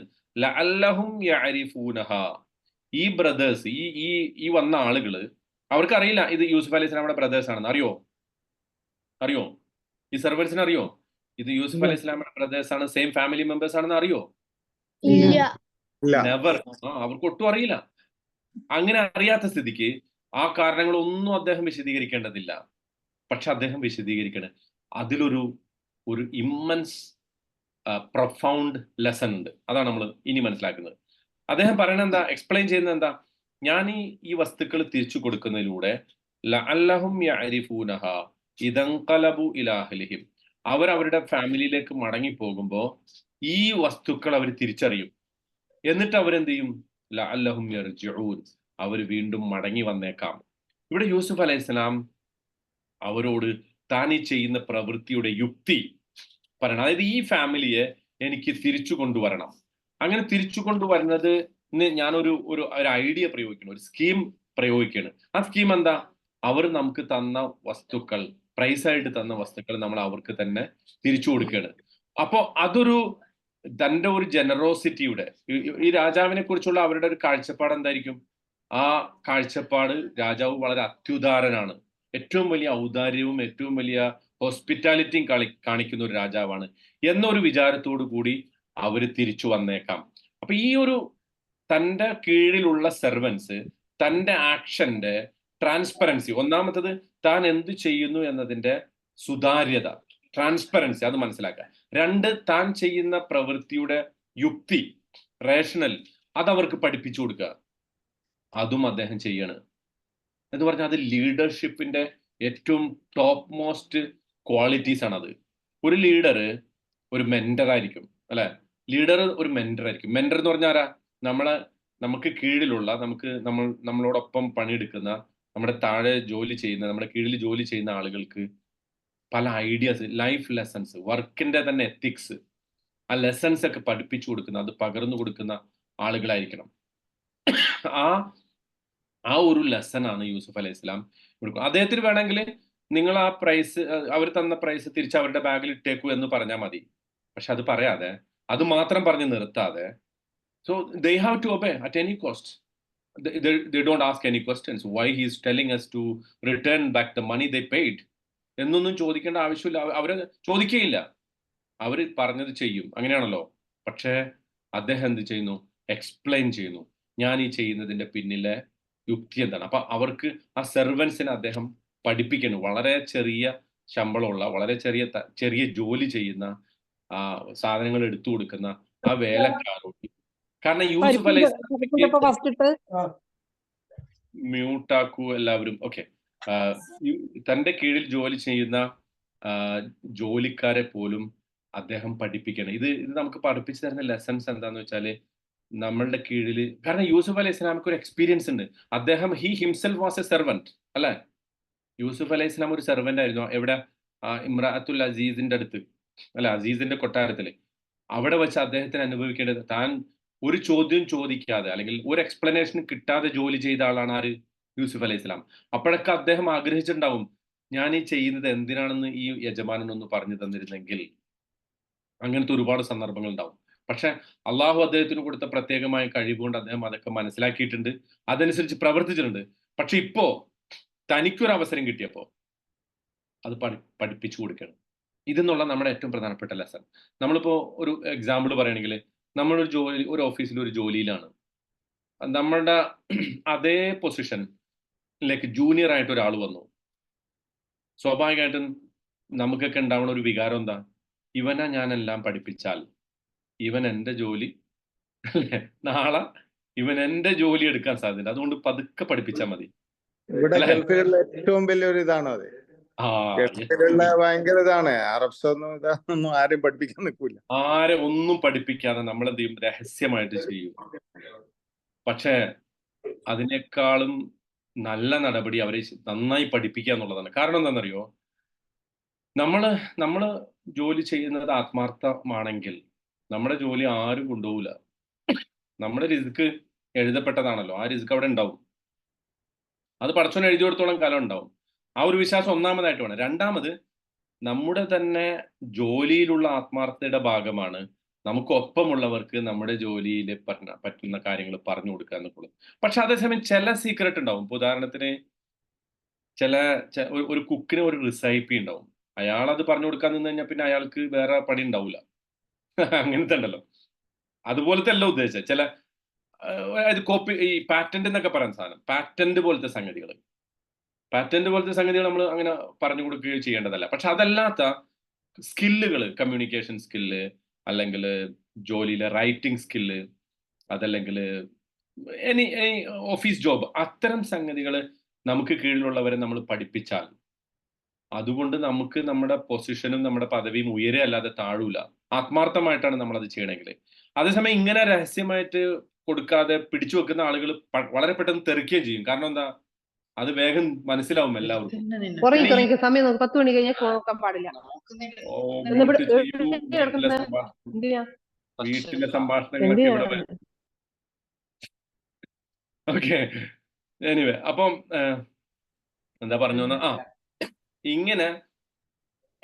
ഇങ്ങനത്തെ സംഗതികള് ഈ എന്താ പറഞ്ഞ പഠിപ്പിച്ചു കൊടുക്കാതിരുന്നാൽ അവൻ വേഗം തിരിച്ചറിയപ്പെടും. ഇവൻ ഇങ്ങനെയാണ്. ഈ നമുക്ക് കീഴിലുള്ള ആളായിരിക്കും ഒരു പക്ഷേ പിന്നീട് നമ്മുടെ ബോസായിട്ട് വരാനുണ്ടാവും. പ്രത്യേകിച്ച് ഈ ഗൾഫ് നാടുകളിലൊക്കെ അവൻ വേഗം തന്നെ ആദ്യം ഒരാളെ വേണ്ടി വരുന്നതിനെ കുറിച്ച് ആലോചിക്കുന്ന ആരായിരിക്കും? ആരെങ്കിലും ഒഴിവാക്കുന്നതിനെ കുറിച്ച് ആലോചിക്കുമ്പോൾ ആദ്യം എന്നെ പഠിപ്പിക്കാത്ത ഇവൻ തന്നെ പോട്ടെ എന്ന് പറയാനുള്ള സാധ്യതയുണ്ട്. അപ്പൊ എനിവേ, അതൊരു നമ്മളുടെ ഡെയിലി ലൈഫ് എന്നുള്ളൊരു എക്സാമ്പിളാണ്. അപ്പൊ ഇവിടെ യൂസുഫ് അലൈഹിസ്സലാം ചെയ്യുന്നത് തന്റെ ഏറ്റവും ലോ പെയ്ഡ് ആയിട്ടുള്ള സെർവൻസിനോട് പോലും താൻ ചെയ്യുന്ന ഒരു പ്രവൃത്തിയുടെ അതിന്റെ റീസണിങ്, അതിന്റെ പിന്നിലുള്ള റേഷനയിൽ വളരെ ട്രാൻസ്പെറന്റ് ആയിട്ട് അദ്ദേഹം പറഞ്ഞു കൊടുക്കുകയാണ്. അതിൽ ഈ ഒരു വിഷണറി ലീഡർക്കാണ് അത് സാധിക്കുക. കാരണം തന്നോടൊപ്പമുള്ള ഈ ഫിത്തിയാൻ എന്ന് അവിടെ പ്രയോഗിച്ച് വഖാലലി ഖിദമിഹി അല്ലെങ്കിൽ ഖദമിഹി എന്ന് പറഞ്ഞാൽ മതി അറബിയിൽ. ഖാദിമിന്റെ ഖദമ്, സേവനം ചെയ്യുന്ന ആള്, സെർവന്റ് എന്നുള്ള അർത്ഥത്തിൽ അങ്ങനെ പറഞ്ഞാൽ മതി. പക്ഷെ അത് പറയാതെ ഫിത്തിയാൻ എന്ന് ഖുർആൻ പ്രയോഗിക്കാനുള്ള കാരണം എന്താ? അതാണ്. ഒരുപാട് യങ് സെർവൻസ് യൂസുഫ് അലൈഹി ഇസ്ലാമിക്ക് ഉണ്ടായിരുന്നു. എന്ന് പറഞ്ഞാൽ അദ്ദേഹം he employed a lot of young people so that he can train them to be leaders of tomorrow. അതും മറ്റൊരു ലെസൺ ആണ്. നമ്മളും ഒരു ഏജ് കഴിഞ്ഞാൽ നമുക്കറിയുന്ന വിവരങ്ങൾ, ലൈഫിലെ ഇമ്പോർട്ടൻറ്റ് ലെസൺസ് അടുത്തൊരു തലമുറക്ക് നമ്മൾ പകർന്നു കൊടുക്കണം. അതൊന്നും, കാരണം നമ്മൾ എപ്പോഴാ പോവാന്ന് അറിയില്ല. നാച്ചുറലി നമ്മുടെ ഒരു ഏജ് അനുസരിച്ച് നമ്മൾ വീക്കായി വരികയാണല്ലോ. അപ്പൊ നമുക്കറിയാവുന്ന ടെക്നിക്സ്, സ്കിൽസ്, എക്സ്പീരിയൻസ്, ലൈഫിന്റെ എക്സ്പീരിയൻസ് അത് അടുത്തൊരു തലമുറക്ക് പകർന്നു കൊടുക്കാൻ നമ്മൾ ബാധ്യസ്ഥരാണ്. യൂസുഫ് അലൈഹി സ്വലാം ആ ഒരു ലെസൺ ആണ് ഇവിടെ നമ്മളെ പഠിപ്പിക്കുന്നത്. യങ് ആയിട്ടുള്ള സെർവൻസിനെ അദ്ദേഹം നിശ്ചയിച്ചു, അവർക്ക് ഇത്തരം ടെക്നിക്സുകൾ പറഞ്ഞു കൊടുത്തു, അവരെ മെന്റർ ചെയ്തു. ഒരു വിഷണറി ലീഡർക്ക് സാധിക്കുന്ന ഒരു സംഗതിയാണ് യൂസുഫ് അലൈഹി സ്വലാം ചെയ്തത്. It's A remarkable thing. അത് നമ്മൾ മനസ്സിലാക്കണം. രണ്ടാമത്തെ ഒരു പോയിന്റ് ഈ സെർവൻസിനോട് ഇത് പറയാനുള്ള കാരണം, ഇതേ സെർവൻസ് തന്നെ കുറിച്ചൊരു നെഗറ്റീവ് സംഗതി വിചാരിക്കരുത് എന്നൊരു ചിന്തയും കൂടിയാകാം. ഞാൻ ഇത് ചെയ്യുന്നതിന്റെ പിന്നിലുള്ള യുക്തി ഞാൻ വിശദീകരിക്കുമ്പോൾ, ഇനി അദ്ദേഹം അത് വിശദീകരിച്ചില്ലെങ്കിൽ സ്വാഭാവികമായിട്ടും ഈ ചില ആളുകളുണ്ടല്ലോ അതിന്റെ പിന്നിൽ പോയിട്ട് ഇതിങ്ങനെ പറഞ്ഞുകൊണ്ട് നടക്കും. കണ്ട, ആ രാജാവ്, ആ പ്രൈം മിനിസ്റ്റർ അതിങ്ങനെ പിന്നെ തനിക്ക് കിട്ടിയ വസ്തുക്കൾ തിരിച്ചുവിട്ടു. അവർക്കറിയില്ല ഇത് ഇദ്ദേഹത്തിന്റെ ഫാമിലി ആണെന്ന്. പക്ഷെ ഫാമിലി ആണെന്ന് അറിയാതിരിക്കെ തന്നെ അവർ പറയും, വേണ്ട ചിലർക്ക് മാത്രം കൊടുത്തു, ചിലർക്ക് മാത്രം കൊടുത്തില്ല. ഇങ്ങനെയൊക്കെയുള്ള നെഗറ്റീവ് ടോക്സ് ഉണ്ടാവും. ആ നെഗറ്റീവ് ടോക്സിനെ ഇല്ലാതാക്കാനും ചില സന്ദർഭങ്ങളിൽ നമ്മളിങ്ങനെ അതിന്റെ എക്സ്പ്ലനേഷൻ കൊടുക്കേണ്ടി വരും. ഇന്നത്തെയൊക്കെ പൊളിറ്റീഷ്യൻസിനൊക്കെ നമ്മൾ കമ്പയർ ചെയ്യുമ്പോൾ ചില പൊളിറ്റീഷ്യൻസിന് അതൊക്കെ ഒരു അലങ്കാരമാണ് അല്ലെ. ഇത്തരത്തിലുള്ള നെഗറ്റീവ് ടോക്സ് ഉണ്ടായത് അവർ മൈൻഡ് ചെയ്യാറില്ല. നമ്മുടെയൊക്കെ ചില പൊളിറ്റീഷ്യൻസിനൊക്കെ ഓർമ്മ വരുന്നില്ല ഇപ്പോ അത് പറയുമ്പോൾ അല്ല, അവർക്ക് ആളുകൾ എന്ത് പറഞ്ഞാലും ഒരു പ്രശ്നമില്ല, എത്ര നെഗറ്റീവ് പറഞ്ഞാലും ഒരു പ്രശ്നമില്ലാത്ത പൊളിറ്റീഷ്യൻസിന്റെ കാലത്താണ് നമ്മൾ ജീവിക്കുന്നത്. പക്ഷെ യൂസുഫ് അലൈഹി സ്വലാം അതിനും അവിടെ ഒരു മാതൃക കാണിച്ചു കൊടുക്കുകയാണ്. He put himself in a mentoring role എന്ന് നമുക്ക് പറയാം. ഓക്കെ, ഇനി അടുത്തായിട്ട് ഫലമ്മ റജഉ ഇല അബീഹിം. അങ്ങനെ അവര് അവിടുന്ന് പുറപ്പെട്ടു. അവരറിയുന്നില്ല തങ്ങളുടെ ബാഗേജിൽ തങ്ങൾ കൊടുത്ത ആ വസ്തുക്കൾ തന്നെ ഉണ്ടെന്ന് അവരറിയാതെ അവര് തിരിച്ച് വാപ്പാടെ അടുത്തേക്ക് വരണം. ഫലമ്മ റജഉ ഇല അബീഹിം. അവരവരുടെ വാപ്പാടെ അടുത്തേക്ക് വന്നു. മടങ്ങി വന്നപ്പോ ഫലമ്മ എന്ന് പറഞ്ഞാൽ ഫൈനലി അല്ലെ, ലമ്മ നമ്മൾ പറഞ്ഞു, മുമ്പും പറഞ്ഞു ഫലമ്മ. അങ്ങനെ finally and finally when they came to their father, return to their father, കാലു, അവർ പറഞ്ഞു യാ അബാന, അല്ലയോ പിതാവേ, ഓ അവർ ഫാദർ, മുനിഅ മിന്നൽ കൈൽ. മുനിഅ മനഅട മജ്ഹൂൽ വസ്നാണ്. മുനിഅ എന്താ മനഅ എന്ന് പറഞ്ഞാ തടഞ്ഞു. തടഞ്ഞു. മംനൂ കേട്ടല്ലേ, മംനൂ അല്ലെ. മുനിഅ മിന്നൽ കൈൽ, ഞങ്ങൾക്ക് തൂക്കം തടയപ്പെട്ടിരിക്കുന്നു എന്ന് പറഞ്ഞാൽ ഞങ്ങൾക്ക് ഇനി മുതൽ ഭക്ഷണ വസ്തുക്കൾ കിട്ടില്ല എന്നാണ് ഒരർത്ഥം. അതായത് ഇനി അങ്ങോട്ട് ഞങ്ങൾക്ക് ഭക്ഷണ വസ്തുക്കൾ കിട്ടൂല, ഒരർത്ഥം. രണ്ടാമത്തെ അർത്ഥം 11ാമത്തെ ആൾക്ക് കിട്ടാനുള്ളത് നമുക്ക് കിട്ടിയിട്ടില്ല, അങ്ങനെ ആവാം അല്ലെ. അവര് 10 ആള് പോയിട്ട് 11 ആളെ ചോദിച്ചു, പക്ഷെ 11ാമത്തെ ആള് ബിന്യാമിൻ ഞങ്ങളുടെ ബ്രദറിനുള്ളത് കിട്ടിയിട്ടില്ല. അത് ആ രണ്ടർത്ഥം ആവാം. ഫഅർസിൽ മാന, അതുകൊണ്ട് എന്ത് ചെയ്യണം? ഫഅർസിൽ, താങ്കൾ അയക്കണം, മാന, ഞങ്ങളോടൊപ്പം, അഹാന, ഞങ്ങളുടെ ബ്രദറിനെ ഞങ്ങളോടൊപ്പം അയക്കണം. നക്തൽ, അപ്പോൾ എന്ത് സംഭവിക്കും? നക്തൽ, ഞങ്ങൾക്ക് പൂർണ്ണമായ അളവ് കിട്ടും. നക്തൽ എന്ന് പറഞ്ഞാൽ അതാണ്, ഞങ്ങൾക്ക് പൂർണ്ണമായ അളവ് കിട്ടും. വ ഇന്നാ ലഹു ലഹാഫിദൂൻ, വ ഇന്നാ, തീർച്ചയായും ഞങ്ങൾ, ലഹു, ആ സഹോദരനോട്, ലഹാഫിദൂൻ, അവനെ തീർച്ചയായിട്ടും ഞങ്ങൾ സംരക്ഷിക്കും. Sounds familiar? Sounds familiar? ഈ പറഞ്ഞ വാക്ക് എവിടെയാ? Very good. യൂസുഫ് അലൈഹി ഇസ്ലാമയെ കുറിച്ച് അവർ പറഞ്ഞ അതേ വാചകം അതേ സെന്റൻസിൽ സെയിം വേർഡിംഗിൽ റിപ്പീറ്റ് ചെയ്യാണ്. അർസിൽഹു മഅനാ ഗദൻ യർതഅ വയൽഅബ് വ ഇന്നാ ലഹു ലഹാഫിദൂൻ എന്നാ പറഞ്ഞത് യൂസുഫ് അലൈഹി ഇസ്ലാമയെ കുറിച്ച്. നാളെ അവനെ ഞങ്ങളോടൊപ്പം അയക്കൂ. യർത, യർത എന്ന് പറഞ്ഞാൽ ഇഷ്ടമുള്ളതൊക്കെ അവൻ കഴിച്ച് വയറ് നിറക്കട്ടെ. ഇവിടെ പറഞ്ഞത് നക്തൽ. നക്തൽ, നമുക്ക് എല്ലാവർക്കും എന്ത് ചെയ്യട്ടെ? പൂർണ്ണമായ അളവ് കിട്ടട്ടെ. ഇപ്പൊ 10 പേർക്കുള്ളതേ കിട്ടിയിട്ടുള്ളൂ. ഈ ബിന്യാമീനും കൂടെ ഞങ്ങളോടൊപ്പം വന്നാൽ, താങ്കൾ അവനെ കൂടി ഞങ്ങളോടൊപ്പം അയച്ചാൽ നക്തൽ, നമുക്ക് പൂർണ്ണമായ അളവ് കിട്ടും. വ ഇന്നാ ലഹു ലഹാഫിദൂൻ, ഞങ്ങൾ എന്ത് ചെയ്യാം? അവനെ സംരക്ഷിച്ചു കൊള്ളാം. അപ്പോ അവർക്ക് ആ പറയുന്ന വാചകം അതേപോലെ പറയാൻ ഒരു മടിയുണ്ടായില്ല എന്നുള്ളതാണ്. അതായത് ആദ്യം അവര് പറഞ്ഞ വാക്ക് പാലിച്ചില്ല എന്നത് അവർക്ക് രണ്ടാമത് അത് പറയാൻ ഒരു മടിയും അവർ കാണിച്ചില്ല എന്നുള്ളതാണ്. അപ്പൊ യൂസുഫ് അലൈഹി സ്വലാം അവരോട്, അല്ല, യാക്കൂബ് അലൈഹി സ്വലാം അവരോട് ചോദിക്കാണ്. കാല, അദ്ദേഹം അവരോട് ചോദിച്ചു, പറഞ്ഞു, ഹൽ ആമുനുക്കും, ഹൽ ആമുനുക്കും അലൈഹി, ഈ ബ്രദറിനെ കുറിച്ച് നിങ്ങളോട് അല്ലെങ്കിൽ നിങ്ങളുടെ വിഷയത്തിൽ ഞാൻ നിർഭയനായിരിക്കണമോ? അല്ലെങ്കിൽ നിങ്ങൾ ഏത് തരത്തിലുള്ള നിർഭയത്വമാണ് അവന് പ്രൊവൈഡ് ചെയ്യുക? ഇല്ലാ കമാ അമിൻതുക്കും അലാ അഖീഹി, ഇവന്റെ സഹോദരൻ ഒരാളുണ്ടല്ലോ മുമ്പ്, ആ സഹോദരനോട് ആ സഹോദരന് കൊടുത്ത അതേ നിർഭയത്വമാണോ ഞാൻ നിങ്ങളിൽ നിന്ന് ഈ സഹോദരനും പ്രതീക്ഷിക്കേണ്ടത്? എൻ്റെ ഈ രണ്ടാമത്തെ മകനും ഞാൻ പ്രതീക്ഷിക്കേണ്ടത് നിങ്ങൾ ഇവന്റെ സഹോദരന് നേരത്തെ കൊടുത്ത അതേ നിർഭയത്വം, സേഫ്റ്റി. ആമിൻ എന്ന് പറഞ്ഞാൽ, അമ്ന് എന്ന് പറഞ്ഞാൽ എന്താ? അമ്ന്, നിർഭയത്വം. നിർഭയത്വം, സെക്യൂരിറ്റി എന്നൊക്കെ പറയും. റിജാലുൽ അംൻ എന്ന് പറയും, സെക്യൂരിറ്റി പീപ്പിൾ. ഈ സെക്യൂരിറ്റി ഗാർഡിന് ഹാരിസുൽ അംൻ എന്ന് പറയും. സെക്യൂരിറ്റി ഗാർഡില്ല, നമ്മുടെയൊക്കെ ബിൽഡിങ്ങുകളിലൊക്കെ നിൽക്കണ സെക്യൂരിറ്റി. ഓക്കെ, അപ്പോ ഞാൻ ഏത് തരത്തിലുള്ള സെക്യൂരിറ്റിയാണ് പ്രതീക്ഷിക്കേണ്ടത് നിങ്ങളിൽ നിന്ന്? ഇവന്, നിങ്ങളുടെ ഈ ബ്രദർ. പക്ഷെ നോക്കൂ, അവിടെ യാക്കൂബ് അലൈഹി സ്വലാം ഉപയോഗിച്ച പദം അല അഖീക്കും എന്നല്ല പറഞ്ഞത്. പിന്നെയോ അല അഖീഹി. അല അഖീഹി എന്ന് പറഞ്ഞാൽ എന്താ? ബിന്യാമീന്റെ ബ്രദറിന് നിങ്ങൾ കൊടുത്ത അതേ സെക്യൂരിറ്റി ആണോ ഈ ബ്രദറിനും ഈ സണ്ണിനും, എൻ്റെ ഈ പുത്രനും നിങ്ങൾ കൊടുക്കുമെന്ന് പ്രതീക്ഷിക്കുന്നു? അപ്പൊ അതിന് രണ്ടർത്ഥമാകാം. ഒന്ന്, യൂസുഫ് അലൈഹി സ്വലാമയും പിന്നെ ബിന്യാമിനും സെയിം മദറിൽ നിന്നുള്ളതാണ്. ഒന്നത്. രണ്ടാമത്, നിങ്ങള് അവനെ, ഈ ബ്രദറിനെ അല്ലെങ്കിൽ ഈ മകന്റെ ബ്രദറിനെ, യൂസുഫിനെ നിങ്ങളൊരു ബ്രദറായിട്ട് ട്രീറ്റ് ചെയ്തിട്ടില്ല. അതുകൊണ്ട് നിങ്ങളുടെ ബ്രദർ എന്ന് വിളിക്കാൻ എനിക്ക് കഴിയില്ല. He was your brother, but you didn't treat him like a brother. മനസ്സിലാവുണ്ടോ പറയണ? രണ്ടർത്ഥത്തിലും ആകാം അദ്ദേഹം ആ പദം പ്രയോഗിച്ചത്.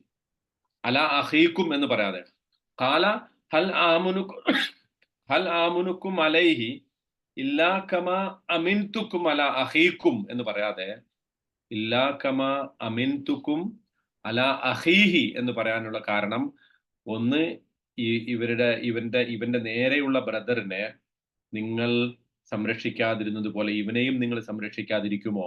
അതേ സെക്യൂരിറ്റി ആയിരിക്കുമോ ഇവന് കൊടുക്കുക എന്നൊരു ചോദ്യം. രണ്ട്, നിങ്ങൾക്ക് കിട്ടിയ ആ ബ്രദറിനെ നിങ്ങൾ ഒരു ബ്രദറിനെ പോലെ സംരക്ഷിക്കാത്ത സ്ഥിതിക്ക് ഇവനെയും നിങ്ങൾ അങ്ങനെ തന്നെ ചെയ്യുമെന്നല്ലേ ഞാൻ വിചാരിക്കേണ്ടത്? അതല്ലേ എനിക്ക് വിചാരിക്കാൻ പറ്റുള്ളൂ എന്നാണ് ചോദിക്കുക. മിൻ ഖബ്ലു, ഇതിനു മുമ്പ്. ഫല്ലാഹു ഖൈറുൻ ഹാഫിളൻ, അതുകൊണ്ട് എനിക്ക് പറയാനുള്ളത് എന്താ? അള്ളാഹുവാണ് ഖൈറുൻ ഹാഫിളൻ, അവനാണ് യഥാർത്ഥത്തിൽ ഏറ്റവും നല്ല സംരക്ഷകൻ. വഹുവ അർഹമുർ റാഹിമീൻ, കാരുണ്യം കാണിക്കുന്നവരിൽ ഏറ്റവും കാരുണ്യം കാണിക്കുന്നത് അവനാണ്. കഴിഞ്ഞ ആയത്തിൽ എന്താ പറഞ്ഞത്? അല്ലെങ്കിൽ ഇതേപോലത്തെ ഒരു സന്ദർഭത്തിൽ യൂസുഫ് അലൈഹി ഇസ്ലാമെ കൊന്നിട്ട് അവർ വന്നപ്പോ, അല്ലെങ്കിൽ യൂസുഫ് അലൈഹി ഇസ്ലാമെ നഷ്ടപ്പെട്ടു എന്ന് പറഞ്ഞ് ചെന്നായ പിടിച്ചു എന്ന് പറഞ്ഞപ്പോ യാക്കൂബ് നബി അലൈഹി ഇസ്ലാം അള്ളാഹുവിനെ കുറിച്ച് എന്താ പറഞ്ഞത്? ഓർക്കണ്ടോ ആരെങ്കിലും? വല്ലാഹുൽ മുസ്തആനു, അല്ലെ? ഫസബ്റുൻ ജമീൽ വല്ലാഹുൽ മുസ്തആനു അലാ മാ തസിഫൂൻ. നിങ്ങൾ ഈ പറയുന്നതിനെ കുറിച്ച് അള്ളാഹുവാണ് എനിക്ക് ഇസ്തആന യസ്തഈനു, അല്ലെ? ഇയ്യാക നഅ്ബുദു വ ഇയ്യാക നസ്തഈൻ എന്ന് പറയുന്ന ആ പദമാണ് പ്രയോഗിച്ചത്. അള്ളാഹുവാണ് എനിക്ക് സഹായം തേടാൻ അർഹൻ.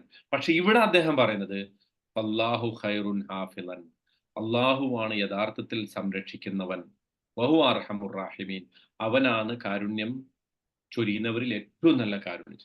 ഇവിടെ ചില മുഫസ്സിറുകൾ പറയുന്നുണ്ട് ഇതിന്റെ അർത്ഥം ബിനിയാമീനെ യാക്കൂബ് നബി അലൈഹി സ്വലാം അപ്പൊ തന്നെ വിട്ടുകൊടുത്തു, നിങ്ങൾ കൊണ്ടുപോയിക്കോ, ഞാൻ അള്ളാഹു സംരക്ഷിച്ചോളും എന്നാണ് ഈ പറഞ്ഞതിന്റെ അർത്ഥം എന്ന് പറയുന്ന മുഫസ്സിറുകളുണ്ട്. പക്ഷേ അതല്ല നമുക്ക് ഇതിന്റെ ഈ വാചകത്തിന്റെ ഘടന പരിശോധിക്കുമ്പോൾ പിന്നെ മനസ്സിലാക്കാൻ സാധിക്കും. കാരണം എന്താണ് യാക്കൂബ് അലൈഹി സ്വലാം പറയുന്നത്? ഞാൻ എങ്ങനെ വിശ്വസിച്ച് നിങ്ങളെ ഇവനെ ഏൽപ്പിക്കും? ഇതിനു മുമ്പ് ഇവന്റെ ബ്രദറിനെ ഞാൻ വിശ്വസിച്ച് ഏൽപ്പിച്ചിട്ട് നിങ്ങൾ എന്താ ചെയ്തെന്ന് നിങ്ങൾക്ക് ഓർമ്മയില്ലേ? അതാണല്ലോ ചോദിക്കുന്നത്. അതിന്റെ അർത്ഥം എന്നാ ഇവനെ കൊണ്ടുപോയിക്കോന്നാണോ?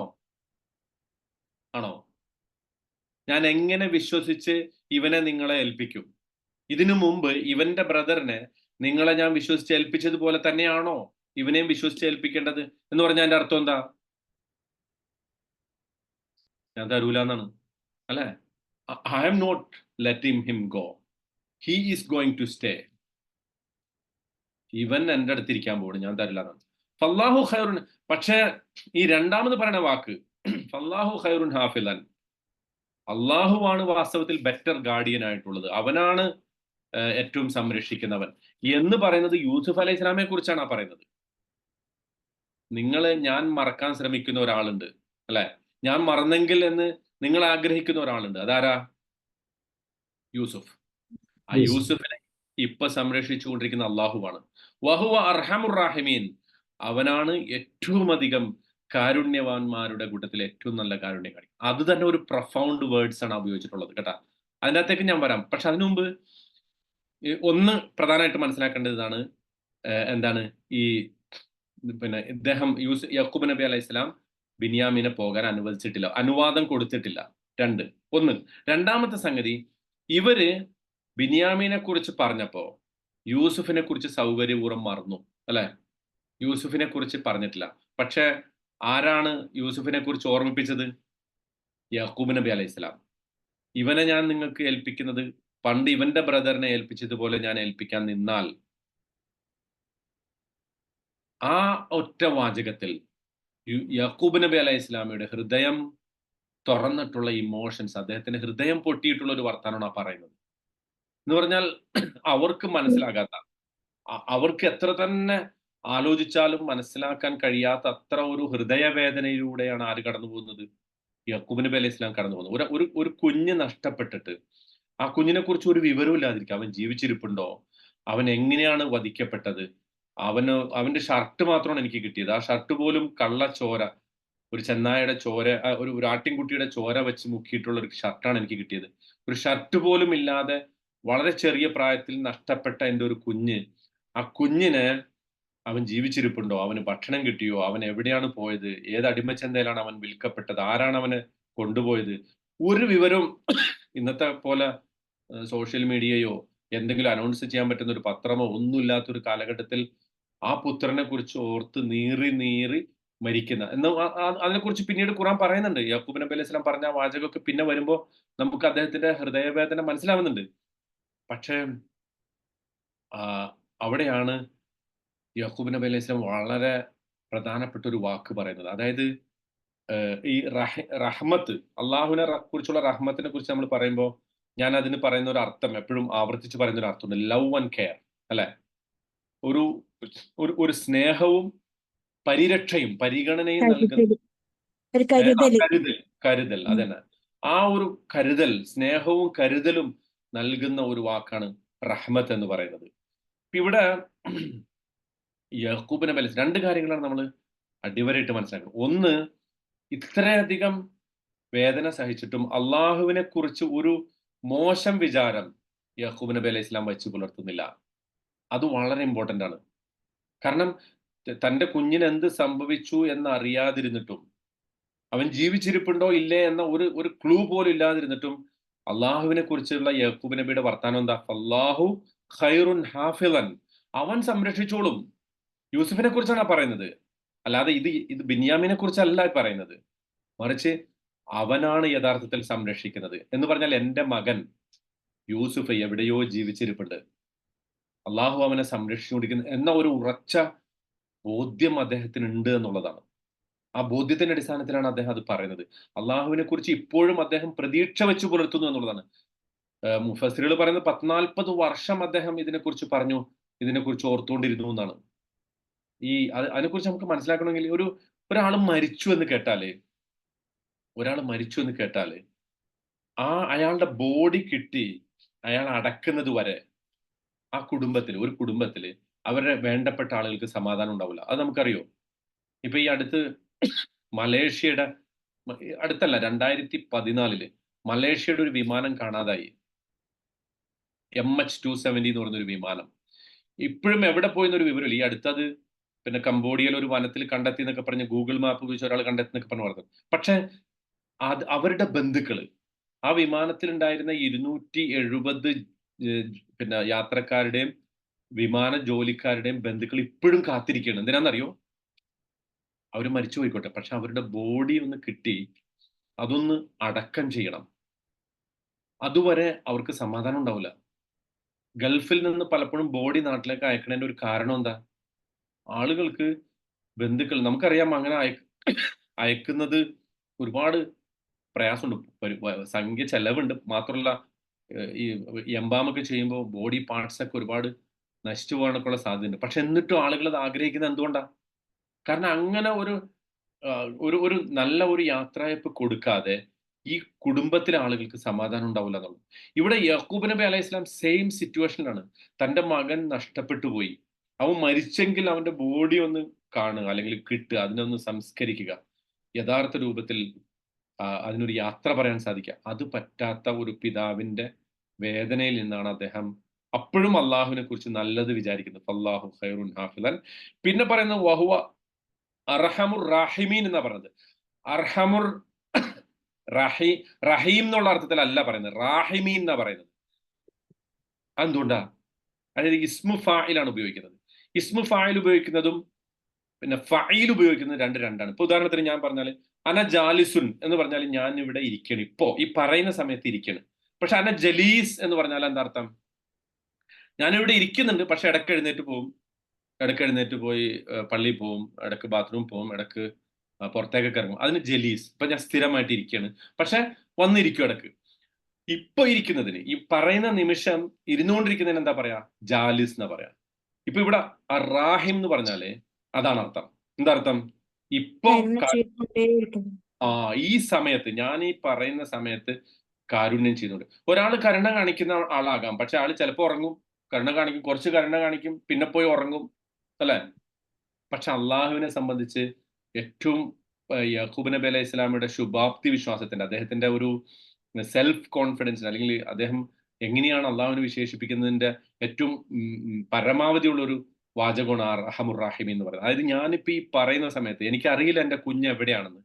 എൻ്റെ കുഞ്ഞിനെ അവൻ കാരുണ്യം കാണിച്ചുകൊണ്ടേയിരിക്കുന്നുണ്ട്, അതുകൊണ്ട് ഇവനെ ഞാൻ അയക്കൂല എന്നാണ് അദ്ദേഹം പറയാതെ പറയുന്നത്. നിങ്ങൾ അവനെ മറക്കാൻ എന്നെ ശ്രമിപ്പിക്കുന്നു, അല്ലെങ്കിൽ അവന് മറക്കാൻ എന്നോട് പിന്നെ ആവർത്തിച്ച് നിങ്ങൾ ആവശ്യപ്പെട്ടുകൊണ്ടിരിക്കുന്നു, but I can't forget him എന്നുള്ളതാണ്. ഇനി വേണമെങ്കിൽ ഇത് രണ്ടും, ഈ ഫല്ലാഹു ഖൈറുൻ ഹാഫിളൻ വഹുവ അർഹമുർ റാഹിമീൻ എന്നുള്ളത് പിന്നെ രണ്ട് ഈ ബ്രദേഴ്സിനെ കുറിച്ചും വേണമെങ്കിൽ ആകാം. ഈ മകനെയും അള്ളാഹു സംരക്ഷിച്ചുകൊള്ളും, ഇപ്പൊ അവൻ എന്റെ കസ്റ്റഡിയിലാണ്, അതുകൊണ്ട് ഇപ്പൊ ഞാൻ അവനെ അയക്കില്ല എന്ന അർത്ഥത്തിലാണ് അത് പറയുന്നത്. അപ്പൊ സ്വാഭാവികമായിട്ടും അവർക്ക് മനസ്സിലായി യാക്കൂബ് നബി അലൈഹി ഇസ്ലാം മകനെ വിട്ടു തരില്ല. അതുകൊണ്ട് അവർ എന്ത് ചെയ്തു? വലമ്മ ഫതഹു മതാഅഹും, അവർ എന്ത് ചെയ്തു? വലമ്മ ഫതഹു മതാഅഹും, അവരുടെ ലഗേജ് തുറന്നു. വജദു, അപ്പൊ തുറന്നപ്പോ വലമ്മ ഫത്തു, അങ്ങനെ അവർ ഫൈനലി അത് തുറന്നപ്പോ വജദു, അവർ കണ്ടു ബിളാഅതഹും റുദ്ദത് ഇലൈന, അവരുടെ ആ സ്വത്തുക്കൾ മുഴുവൻ, പ്രൈസ് ആയിട്ട് അവർ കൊടുത്തത് മുഴുവൻ അവരിലേക്ക് തിരിച്ച് തന്നതായിട്ട് അവർ കണ്ടു. അപ്പൊ അവര് പറയണ കാലു യാ അബാന, ഞങ്ങളുടെ പിതാവേ, മാനബറി, ഞങ്ങള് നുണ പറയല്ല കേട്ടോ, ഞങ്ങള് കള്ളം പറയല്ല, ഞങ്ങൾ ഒട്ടും അതിശയോക്തി പറയല്ല. ഹാദിഹി ബിളാഅത്തുന, ഇതാ നമ്മളുടെ സ്വത്തുക്കള്, റുദ്ദത്തിലൈന, നമ്മൾ പ്രൈസ് ആയിട്ട് കൊടുത്ത, നമ്മൾ ഒരുപാട് സംരക്ഷിച്ച് സേവ് ചെയ്ത് സമ്പാദിച്ചൊക്കെ കൊടുത്ത ആ പൈസ ഇതാ ഞങ്ങൾക്ക് തിരിച്ചു തന്നിരിക്കുന്നു. വനമീറു അഹ്ലന, അതുകൊണ്ട് നമ്മുടെ കുടുംബത്തിന് നമുക്ക് എന്ത് ചെയ്യാം? പരിപൂർണമായും അവർക്ക് കിട്ടേണ്ട മുഴുവൻ ഫുഡും നമുക്ക് കിട്ടാൻ വേണ്ടി ശ്രമിക്കാം. വനഹ്ഫദു അഖാന, ഞങ്ങൾ ഞങ്ങളുടെ ബ്രദറിനെ സംരക്ഷിക്കുക തന്നെ ചെയ്യും. വനസ്ദാദു കൈല ബഈർ, ഞങ്ങൾ എന്ത് ചെയ്യാം? ഒരു വലിയ ഒട്ടക സംഘം, അത്രയും ഫുഡ് നമുക്ക് അധികരിച്ച് കിട്ടും. ദാലിക കൈലും യസീർ, അതൊരു ഈസി ആയിട്ട് കിട്ടാൻ പോകുന്ന ഒരു സ്വത്താണ്. വളരെ പ്രൊഫൗണ്ട് ലെസൺസ് ഉള്ള പദങ്ങളാണ് അവർ പ്രയോഗിച്ചത്. അതായത് അവര് യാക്കൂബ് നബി യൂസുഫ് അലൈഹി ഇസ്ലാമിനെ കുറിച്ച് പറഞ്ഞപ്പോൾ അവർക്ക് മനസ്സിലായി, ഈ പറഞ്ഞത് ഇനി തർക്കിക്കാൻ നിന്നാൽ വാപ്പ വീണ്ടും പഴയ ലെസൺസിലേക്ക് പോകും. അതുകൊണ്ട് അതവിടെ വിട്ടിട്ട് അവരെന്ത് ചെയ്യാൻ പോയി? അവരുടെ പിന്നെ ബാഗേജ് തുറക്കാൻ പോയി. അങ്ങനെ തുറന്നു കഴിഞ്ഞപ്പോൾ സംഭവിച്ചത് എന്താ? അവര് കണ്ടു അവരുടെ പിന്നെ സ്വത്തുക്കൾ തിരിച്ചു കിട്ടിയത്. അപ്പൊ അവര് പറയുന്നത് മാനബഗി, ബഗായബഗി എന്ന് പറഞ്ഞാൽ ശരിക്കും അർത്ഥം ഒരു സംഗതി ക്രോസ് ചെയ്യുക, ഒരു അതിർത്തി, ഒരു ലൈൻ ക്രോസ് ചെയ്യണതാണ് ബഗായബഗി എന്ന് പറയാം. അപ്പൊ ഇവിടെ അവർ പറയണേ, ഞങ്ങള് ഈ പറയുന്നതൊന്നും ഒരു അതിശയോക്തിയല്ല, ഞങ്ങൾ നുണ പറയല്ല കേട്ടോ വാപ്പ, ഇത് കേട്ടോ, കണ്ട ഇത് ഞങ്ങൾ കൊടുത്ത അതേ പൈസയൊക്കെ ഞങ്ങൾക്ക് തിരിച്ചു കിട്ടിയിരിക്കുന്നു. അതുകൊണ്ട് ഇതാ നമ്മൾ എന്തായാലും പോയേ പറ്റൂ. വനമീറു അഹ്ലന, മാറ യമീറു എന്ന് അവിടെ പറഞ്ഞാൽ ഉദ്ദേശിക്കുന്നത് നമുക്ക് we can feed our family to the full എന്ന അർത്ഥത്തിലാണ് മാറ യമീറു. അതായത് നമ്മുടെ ഫാമിലിയെ പൂർണ്ണമായിട്ടും ഭക്ഷിപ്പിക്കാൻ പറ്റുന്ന വസ്തുക്കൾ നമുക്ക് കിട്ടും. വനഹ്ഫദു അഖാന, അതുകൊണ്ട് ഞങ്ങൾ ഞങ്ങളുടെ ബ്രദറിനെ സംരക്ഷിക്കും. അപ്പൊ അവര് റിക്വസ്റ്റ് ചെയ്യുന്നില്ല, ഇപ്പൊ അവര് പറയാണ് ഞങ്ങൾ പോവാൻ പോവാണ്. കണ്ട, ഇത്രയും ഞങ്ങൾ ഒരു നുണയും പറഞ്ഞിട്ടില്ല ഇതുവരെ, ഞങ്ങൾക്ക് ഈ സ്വത്തുക്കളൊക്കെ തിരിച്ചു കിട്ടി. ഇനി നമ്മൾ ബ്രദറിനെ കൊണ്ടുപോയിട്ടില്ലെങ്കിൽ നമുക്ക് ഈ പറഞ്ഞ ഫുഡ് ഒന്നും കിട്ടാൻ പോകുന്നില്ല. അതുകൊണ്ട് ഞങ്ങൾ പോവാണ്, ഞങ്ങൾ ബ്രദറിനെ എടുക്കാണ്, ഞങ്ങൾക്ക് ഇഷ്ടം പോലെ ഭക്ഷണ വസ്തുക്കൾ കിട്ടും. അത് വളരെ ഈസി ആയിട്ട് കിട്ടുന്ന ഒരു സംഗതിയാണ്. കാരണം ഒരു ഒരു വർഷമോ 2 വർഷമൊക്കെ ഞങ്ങള് സേവ് ചെയ്ത സ്വത്ത് ഉപയോഗിച്ചിട്ടാണ് ഞങ്ങൾ പോയത് രാജാവിന്റെ അടുത്തേക്ക്. ആ രാജാവിന്റെ അടുത്ത് പോയി അതൊക്കെ കൊടുത്ത് ഇത്രയും ഫുഡ് കിട്ടിയപ്പോൾ കണ്ട അത് തിരിച്ചു തന്നിരിക്കുന്നു. അതുകൊണ്ട് ആ തിരിച്ചു തന്ന സ്വത്ത് നമുക്ക് ആസ്വദിക്കണമെങ്കിൽ ഇനിയും നമ്മൾ പോയേ പറ്റൂ എന്നവർ പറയണം. കേട്ടാ? വി ആർ ഗോയിങ് എനിവേ എന്നുള്ള അർത്ഥത്തിലാണ് പറയുന്നത്. അപ്പോ ഇവിടെ ഇത്തവണ ഒരു റിക്വസ്റ്റ് ഇല്ല, മറിച്ച് അവര് കൃത്യമായിട്ട് അവരുടെ പിന്നെ സ്റ്റേറ്റ്മെന്റ് അവരങ്ങോട്ട് പറയണം. ഓക്കെ, ഇനി ഇതിൻ്റെ അകത്ത് വി ആർ ഗോയിങ് എനിവേ, ഞങ്ങൾ എന്തായാലും പോവുകയാണ്, നമ്മുടെ ബ്രദറിനെ ഞങ്ങൾ കൊണ്ടുപോകും, അവനെ ഞങ്ങൾ സംരക്ഷിക്കും. അപ്പൊ സ്വാഭാവികമായിട്ടും ആ പറച്ചിലിൽ എന്തുണ്ട്, ഒരു ഒരു ഒരു ഒരു ത്രെട്ട് ഉണ്ട്. യാക്കൂബ് നബി അലൈഹി ഇസ്ലാമിയുടെ ഒരു ത്രെട്ടാണ്, വാപ്പ ഇനി അവനെ പിടിച്ചു വെച്ചുകൊണ്ടിരിക്കേണ്ട, ഞങ്ങൾ എന്തായാലും അവനെ കൊണ്ടുപോകണം, പക്ഷെ ഞങ്ങൾ അവനെ സംരക്ഷിക്കും, ഞങ്ങൾ യാതൊരു തരത്തിലുള്ള അതിക്രമവും പ്രവർത്തിക്കില്ല എന്ന അർത്ഥത്തിലും അതാണ് പറഞ്ഞത് മാനബി എന്നുള്ളത്. പിന്നെ കൈലുൻ യസീർ എന്ന് പറഞ്ഞാൽ അതൊരു easy way to make loads of food, വളരെ എളുപ്പത്തിൽ തന്നെ നമുക്ക് ഇഷ്ടം പോലെ ഫുഡ് ലഭിക്കാവുന്ന ഒരു സംഗതിയാണ് ഇതെന്നുള്ളത്. അപ്പൊ ഇനി ഈ പറഞ്ഞ സ്ഥിതിക്ക് ഇനി ഇതിന് ശേഷം യാക്കൂബ് നബി അലൈഹി സ്വലാം മകന് അപ്പോഴും കൊടുക്കുന്നില്ല. അദ്ദേഹം അതിനെ പിന്നെയും അദ്ദേഹം അതിനെ ഡിഫെൻഡ് ചെയ്യുന്നുണ്ട്. അത് അടുത്ത ആഴ്ച അടുത്ത ക്ലാസ്സിൽ നമുക്ക് പഠിക്കാം. പക്ഷെ അതിനു മുമ്പ് നമ്മൾ മനസ്സിലാക്കേണ്ട ഒരു സംഗതി, ഇവിടെ ഒരു 2 സംഗതി നമ്മൾ ഈ പറഞ്ഞ മൊത്തം ഈ ലെസൺ ഇതുവരെ നമ്മൾ പഠിച്ച ഈ 62 മുതൽ 65 വരെയുള്ള ആയത്തുകളിൽ നിന്ന് നമുക്ക് മനസ്സിലാക്കേണ്ടത്. ഏതായാലും ഞാനിപ്പോൾ ഈ കുറച്ച് നമുക്കൊരു ബ്രേക്ക് വരും ഇൻഷാ അല്ലാഹ്. ഞാൻ ഒന്ന് നാട്ടിൽ പോകണം അടുത്ത ആഴ്ച. അത് കഴിഞ്ഞ് ജൂലൈ ഒരു ലാസ്റ്റോട് കൂടി തിരിച്ചെത്തുക.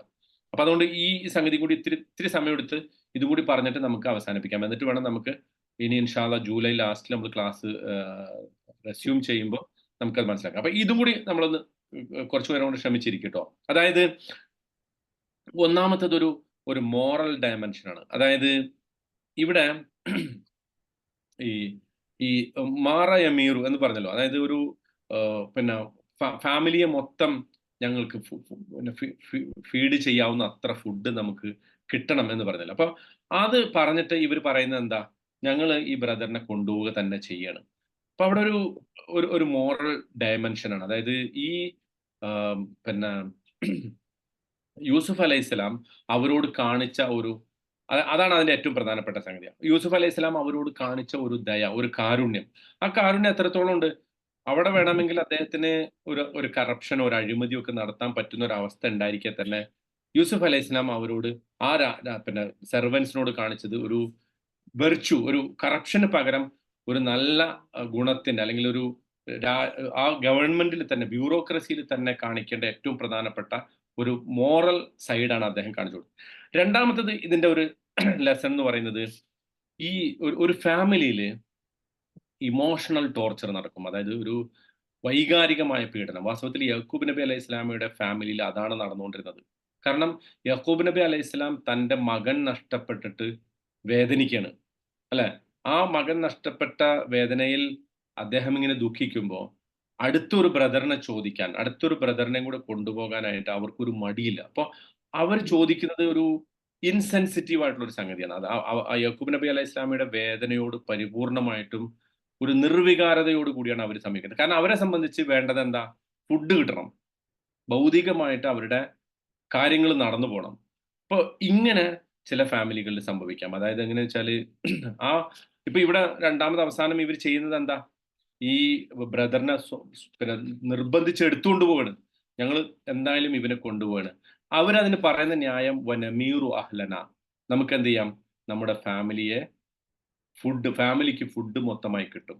അപ്പൊ ഫാമിലിയെ സംരക്ഷിക്കുന്നു എന്ന വ്യാജേന, അല്ലെങ്കിൽ ഫാമിലിയെ സംരക്ഷിക്കുന്ന ഉത്തരവാദിത്തം ഞങ്ങൾക്കുണ്ട് എന്ന ന്യായത്തിന്റെ പുറത്ത് പിതാവിന്റെ വികാരത്തെ പരിഗണിക്കാതെ അവർ ചെയ്യണം. ഇത് ചില ഫാമിലികളിൽ സംഭവിക്കുന്ന ഒരു സംഗതിയാണ്. അതായത് കുട്ടികൾ ചെറുതാകുമ്പോൾ അവര് മാതാപിതാക്കളുടെ ഒക്കെ ഒരു സ്വാധീനത്തിലും നിയന്ത്രണത്തിലായിരിക്കും. പക്ഷെ അവർ വളർന്ന് വലുതാകുമ്പോൾ അവർക്ക് പലപ്പോഴും അവർ ഫാമിലിയുടെ ഏർണിംഗ് മെമ്പേഴ്സ് ആകുമ്പോൾ ചിലപ്പോഴൊക്കെ ഇത്തരത്തിൽ മാതാപിതാക്കളോട് പെരുമാറുന്ന അവസ്ഥ ഉണ്ടാവും.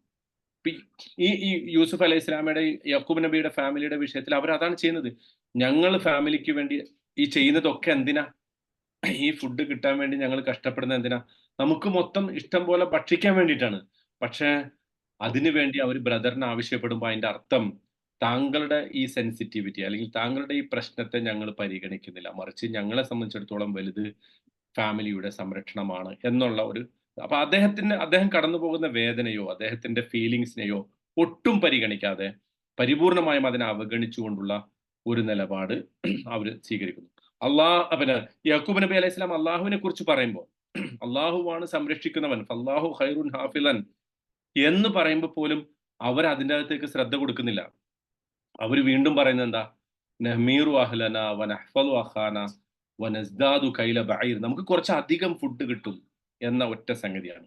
അപ്പൊ ഈ ഒരു സംഗതി അദ്ദേഹം പിന്നെ യാക്കൂബ് നബി അലൈഹി സ്വലാം വിഷയം എടുത്തിടുമ്പോഴും അവര് ചിന്തിക്കുന്നതും അവർ പറയുന്നതും ഈ ഒരു അവസ്ഥയാണ്. അപ്പൊ അതിനൊരു വേണമെങ്കിൽ നമുക്ക് അതിനൊരു ഇമോഷണൽ റോബറി എന്ന് വിളിക്കാം. അതായത് കുടുംബത്തിലെ വൈകാരികമായിട്ട് അത്തരം പ്രയാസങ്ങൾ അനുഭവിക്കുന്ന ആളുകളുടെ പ്രയാസത്തെ പരിഗണിക്കാതെ വീണ്ടും വീണ്ടും അവരെ ഇമോഷണലി ബുദ്ധിമുട്ടിക്കുന്ന നിലപാടുകൾ സ്വീകരിക്കുന്ന മക്കൾ ഉണ്ടാകാം, അല്ലെങ്കിൽ മറ്റ് ഫാമിലി മെമ്പേഴ്സ് ഉണ്ടാകാം. ഫാമിലി ഡൈനാമിക്സിൽ അങ്ങനെയൊക്കെ സംഭവിക്കാം.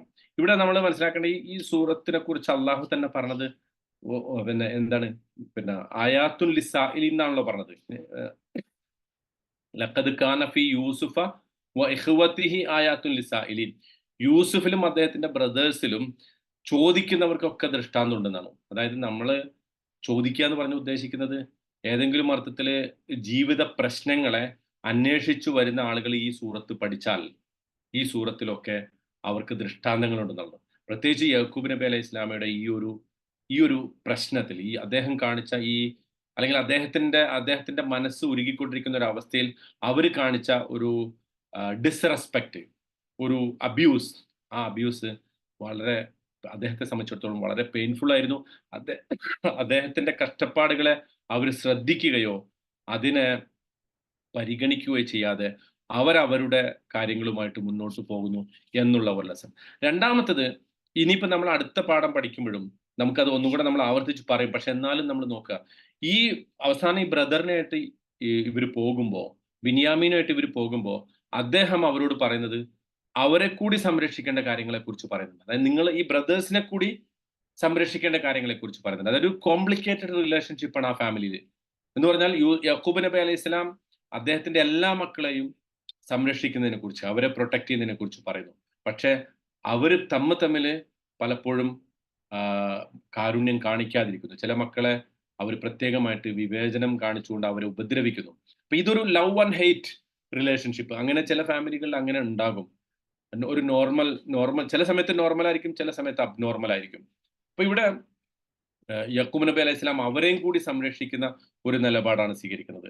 അവരെ കുറിച്ച് കൂടി അദ്ദേഹത്തിന് ഒരു കൺസേൺ ഉണ്ട് എന്ന് നമുക്ക് മനസ്സിലാക്കാൻ പറ്റും. അപ്പോൾ ഇത്തരം ഫാമിലി റിലേഷൻഷിപ്പില് ഒരു പിന്നെ പിതാവ് എന്ത് സ്വീകരിക്കണം, അല്ലെങ്കിൽ അതിനെക്കുറിച്ച് അറിയുന്ന ആളുകൾ എന്ത് നിലപാട് സ്വീകരിക്കണം എന്ന ലെസൺസ് നമുക്ക് യാക്കൂബ് നബി അലൈഹി ഇസ്ലാമിയുടെ ജീവിതത്തിൽ നിന്ന് കിട്ടുന്നുണ്ട്. പ്രത്യേകിച്ച് അടുത്ത 2 ആയത്തുകളിൽ അത് വളരെ വിശദമായി പറയേണ്ടതുണ്ട്. പക്ഷെ അത് ഞാൻ പറഞ്ഞതുപോലെ കുറച്ച് കഴിഞ്ഞിട്ടായിരിക്കും നമ്മൾ എടുക്കുക. ഏതായാലും ഇൻഷാ അല്ലാഹ് ഇത് നിങ്ങൾ ആവർത്തിച്ച് കേൾക്കുക. അള്ളാഹു സുബ്ഹാനഹു തആല വിശുദ്ധ ഖുർആൻ മനസ്സിലാക്കുകയും അത് ജീവിതത്തിൽ പകർത്തുകയും ചെയ്യുന്ന ആളുകളുടെ കൂട്ടത്തിൽ നമ്മൾ ഉൾപ്പെടുത്തി അനുഗ്രഹിക്കുമാറാകട്ടെ. നമ്മിൽ നിന്ന് വന്നു പോകുന്ന പാകപ്പിഴവുകൾ അള്ളാഹു പുറത്ത് മാപ്പാക്കി തരുമാറാകട്ടെ. അല്ലാഹുമ്മ ജഅൽ ഖുർആനൽ അളീമ റബീഅ ഖുലൂബിനാ വനൂറ സുദൂരിനാ വജലാ ഹമ്മിനാ വദഹാബ അഹ്സാനിനാ വഹുമൂമിനാ റബ്ബനാ തഖബ്ബൽ മിന്നാ ഇന്നക അൻതസ് സമീഉൽ അലീം വതുബ് അലൈനാ ഇന്നക അൻതത് തവ്വാബുർ റഹീം. ആമീൻ ബിറഹ്മതിക യാ അർഹമർ റഹീമീൻ. സുബ്ഹാന റബ്ബിക റബ്ബിൽ ഇസ്സതി അമ്മാ യസിഫൂൻ വസ്സലാമുൻ അലൽ മുർസലീൻ വൽഹംദുലില്ലാഹി റബ്ബിൽ ആലമീൻ. ഇൻഷാ അല്ലാഹ് ഞാൻ പിന്നെ ഒരു മാസത്തോളം ഒരു 1.5 മാസത്തിന് അടുത്ത് ലീവിലായിരിക്കും. ഇൻഷാ അല്ലാഹ് നമുക്ക് വാട്സാപ്പിലൂടെ കമ്മ്യൂണിക്കേറ്റ് ചെയ്യാം. അതിനുശേഷം ജൂലൈ ഏതാണ്ട് ഒരു ലാസ്റ്റോട് കൂടി നമുക്ക് കാണുകയും ചെയ്യാം ഇൻഷാ അല്ലാഹ്. അല്ലാഹു സുബ്ഹാനഹു തആല നമ്മളെല്ലാവരും അനുഗ്രഹിക്കുമാറാകട്ടെ. ആമീൻ. അസ്സലാമു അലൈക്കും വറഹ്മത്തുള്ളാഹി വബറകാതുഹു. ഇൻഷാ അല്ലാഹ്. Translating യാത്ര സുഖമാകട്ടെ. ഇൻഷാ അല്ലാഹ്. ആമീൻ ആമീൻ യാ റബ്ബൽ ആലമീൻ.